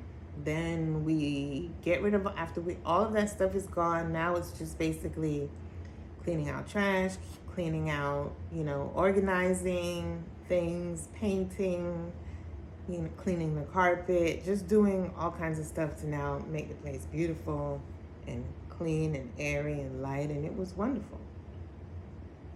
We cleaned up the yard. We cleaned up everything. Between me and my eldest sister, we really did a number on that place. Had it looking fabulous. So now it's the weekend, winding down to when my mom is supposed to come. So my sister, the one who is with me from New York, she and I, at the same time, we're in the house, she's in the room, I'm in my room, and I come to her. It's like God started telling me that someone is gonna fold. Someone is gonna break under pressure. So now me and my sister are sitting in the room having this discussion, debating about who is the weakest link.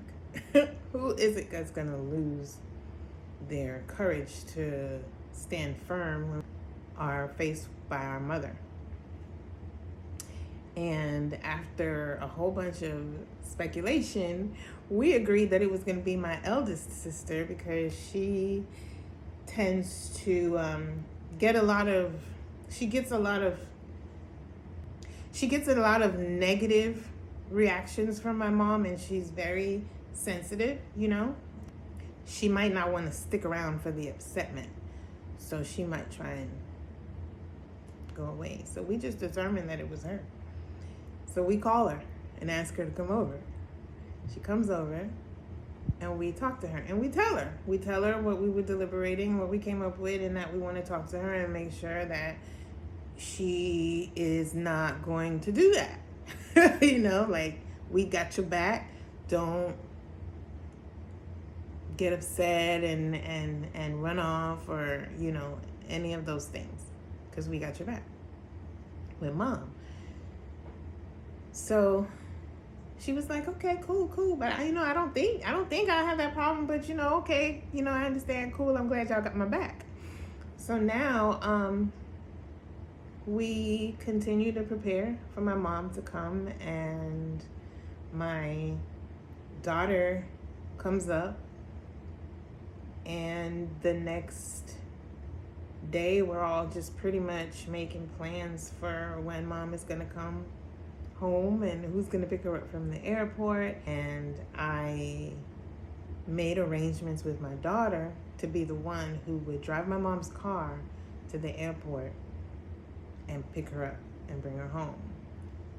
I was gonna be too nervous to do that, and everybody else was too. None of us really wanted to face her individually. We wanted, when she saw one of us, she was looking at all of us at the same time. We didn't want it to be where one of us was going to go pick her up and bring her home and have a conversation with her between the airport and home.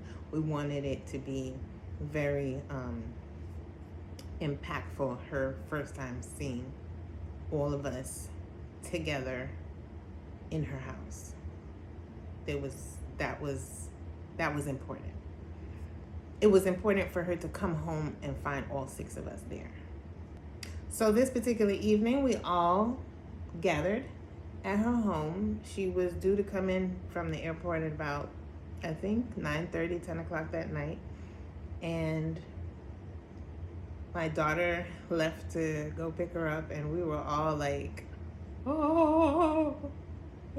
It was just very, very nerve-wracking. So now we're all waiting around. We're just like chilling at the house and everything, waiting for my daughter to come back with mom. And we all sit there, and my brother, he's not happy. He's very on edge. So he begins to say how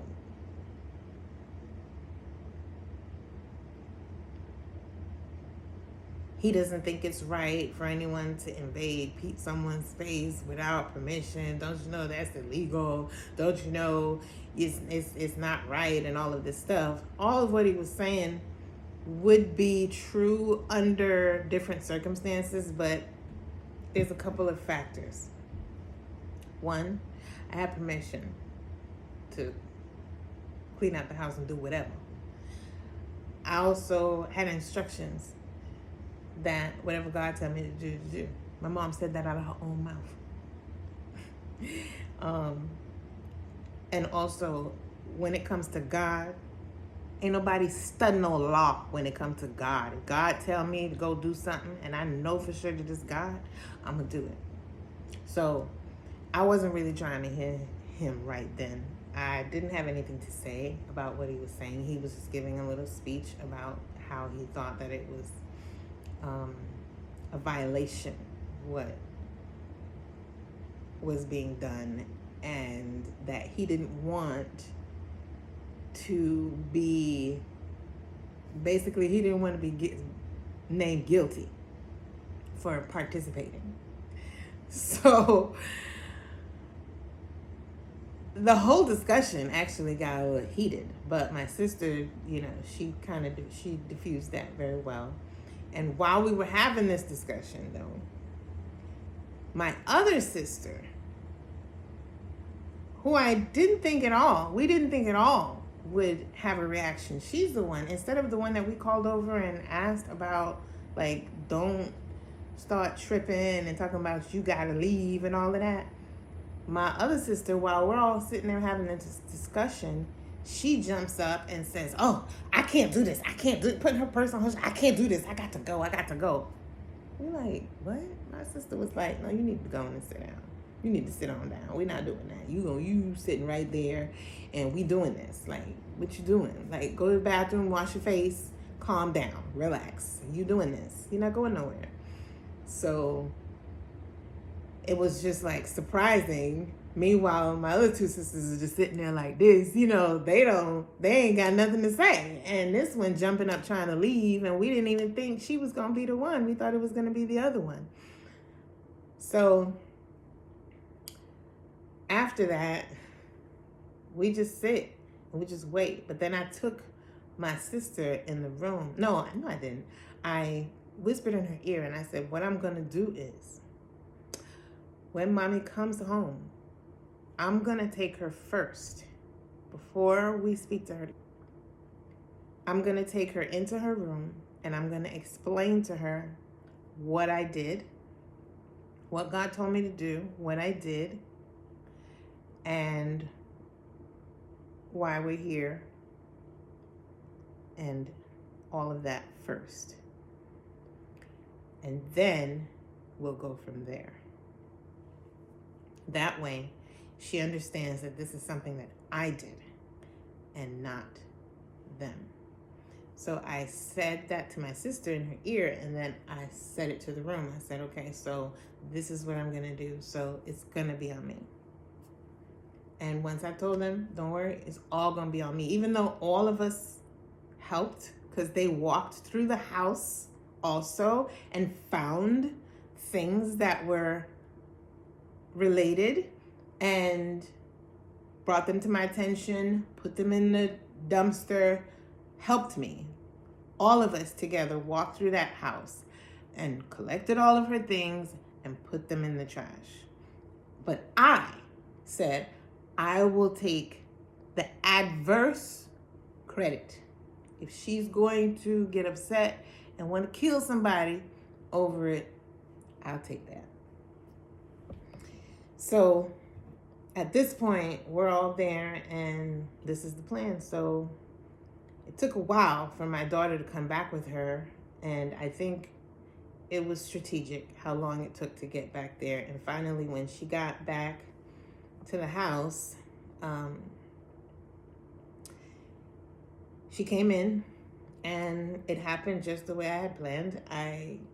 She saw that all the cars were there. She saw the place look different. She could tell from the time the garage door opened that the garage was just like sparkling. And so she knew that I had been up to something. And so she came inside, and I took her into her room. And while she's there, taking off her shoes and getting herself comfortable, I'm explaining to her what happened. Now, I'm a bag of nerves. My heart and my belly is just like, my heart is beating like this, and my belly is just spinning around like a clothes dryer. It's just going around and around and around. But I got to tell her. I got to tell her what I did. So I told her, I said, Mom, the reason why all of us are here tonight to receive you is because I have to tell you what has been going on. And she's like, okay. So I tell her that, I say, you remember before you left and I was telling you about all the things that God told me? She said, yes. I said, I told you that God said I was going to lead the family. And she said, yes, I remember. She said, so what happened? I said, well, remember when you said that if anybody could lead this family, that it would be me? She said, yes. I said, well, do you remember when you said that whatever God tells me to do it? She said, yes. What did you do? I said, well, as a result of what God told me to do, all of your children here are here tonight to greet you because we have all come together in the past couple of weeks, and we have decided that we're going to stop being divided. We are going to come together and operate in love and unity as a family, and we are going to put down the idols, and we're not going to worship them anymore. We're not going to do any of the spiritual work anymore. We are putting it down. We are repenting and turning to God, and we're going to be faithful to God as a family and take care of you. And she was like, okay, so what did you do? She just said, what did you do? So I'm like, what I did was I took all of your spiritual stuff and I destroyed all of them. And she was like, what? You did what? And she starts to look around the room like looking for stuff. She said, oh my gosh, Marcia, you can't do that.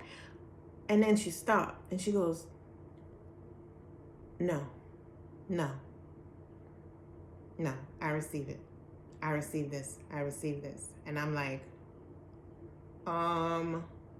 what is happening?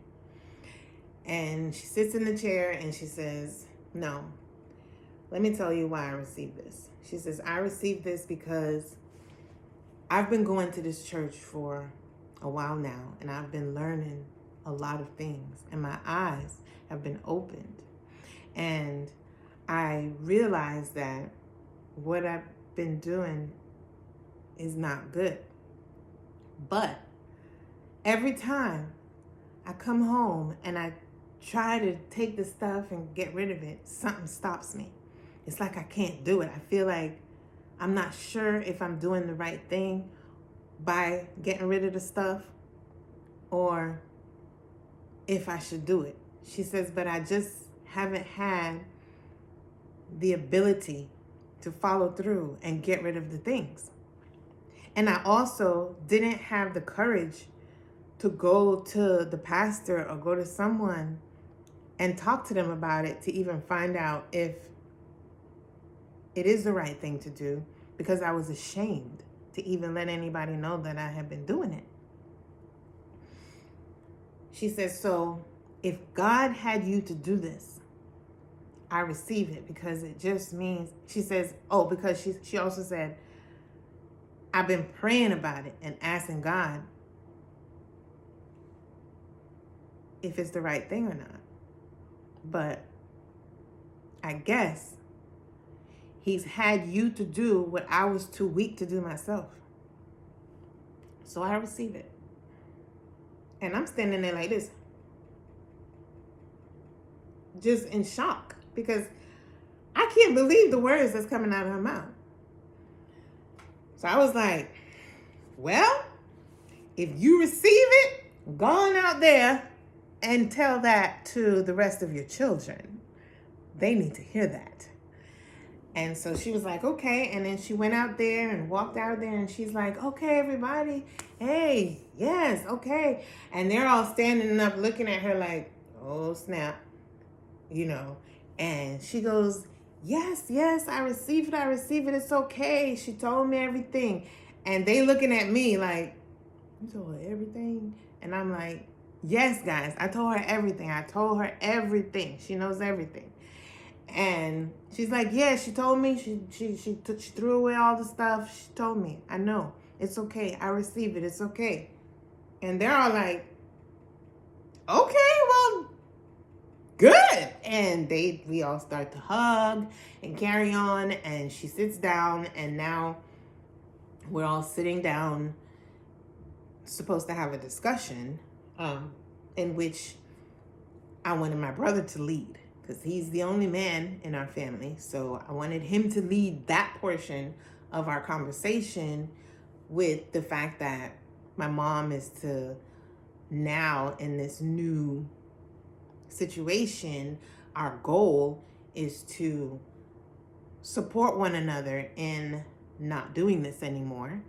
And because it's going to be hard, it's a learned practice that we've been doing our whole lives and have always turned to and depended on, even though it really ain't do nothing anyway. But nonetheless, in the mind, it's doing something. So it's something that we have to be reconditioned out of. And so we all needed to come together and support one another in that, especially our mom, because she's at the root of it all. My brother, as the leader of the family, is now to have this conversation with my mom about how we would like for her to turn over all of her bills and responsibilities to us so that we can handle everything for her and take care of the house, take care of her bills, take care of her, make sure she goes to the doctor and we know what's going on with her and all of that good stuff. And I would be there to be that person who's like hands-on with her in the house and make sure she go to the doctor and she's eating well and all of those things, take her to the gym and just all of the things that you do for an elder parent. That was going to be my responsibility. So my brother needed to facilitate this conversation with her and let her know that this is what we want to do and get her to agree. Because my mom is one who is always very much in control of everything, and you know, she's pretty up there in age and doesn't like to let go of control. So it was very important for mom to be in agreement with everything in order for us to function the way that we had planned to move forward. So that's how the story, that part of the story, ended. While we were all expecting her to come and literally get 2 butcher knives out that kitchen and go to swinging, she threw up both her hands and said, I give in, I surrender, I receive this, I'm gonna put it down and let it go. Thank God for this act of love from God to really step into our lives and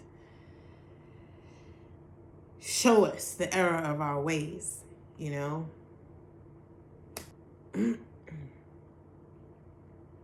This particular series of events has been life-changing. It completely changed my life. Because this series of events is not something that I drummed up, like I thought of. Like, if God never told me to do that, I would have been fine. Like, I would have never thought about it. It wasn't something that was an issue for me.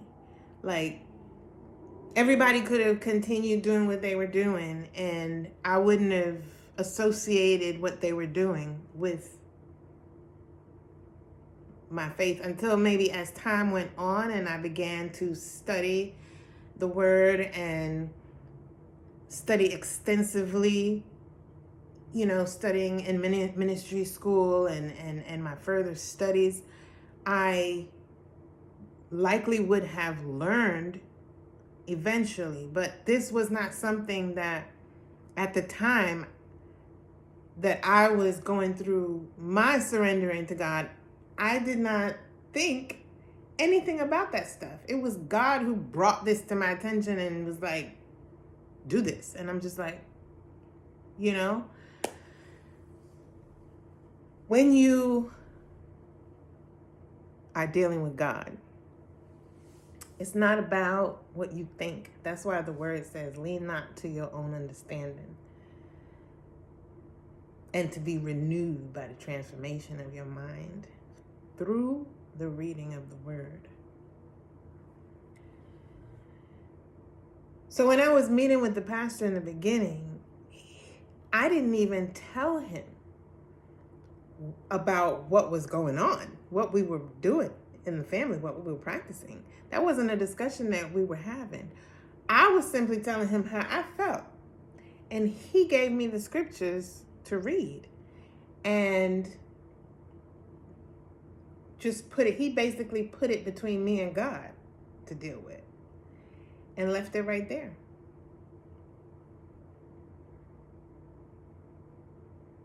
So at this time, no one knows except myself and my siblings and my mom, us in the family, what is going on.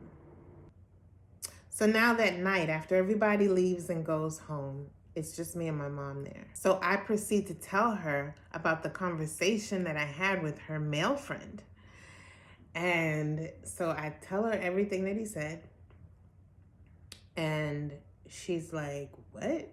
She's like, why wouldn't he talk to me about that? Why wouldn't he tell me that that's how he felt? She was kind of hurt by the fact that he never said to her that he had a problem, because she feels like she's expressing to me that she has so much respect for him in regard to his relationship with God, that if he had said to her how he was feeling, what he expressed to me, if he had said it to her, she said that would have helped her, because she was on the fence thinking, should I get rid of this stuff or should I not get rid of it? Is it bad to get rid of this stuff or is it good to get rid of this stuff? And so she feels like if he had said to her what he believed and what he felt, that would have helped her and motivated her to get rid of the stuff, put it down. And I understood that. I felt her on that. So the next day, we all went to church Easter Sunday together, and it was a beautiful, beautiful day. I believe that Easter Sunday is the only time in my adult life that my mom and all 6 of us siblings have ever sat through a church service together. And it was beautiful.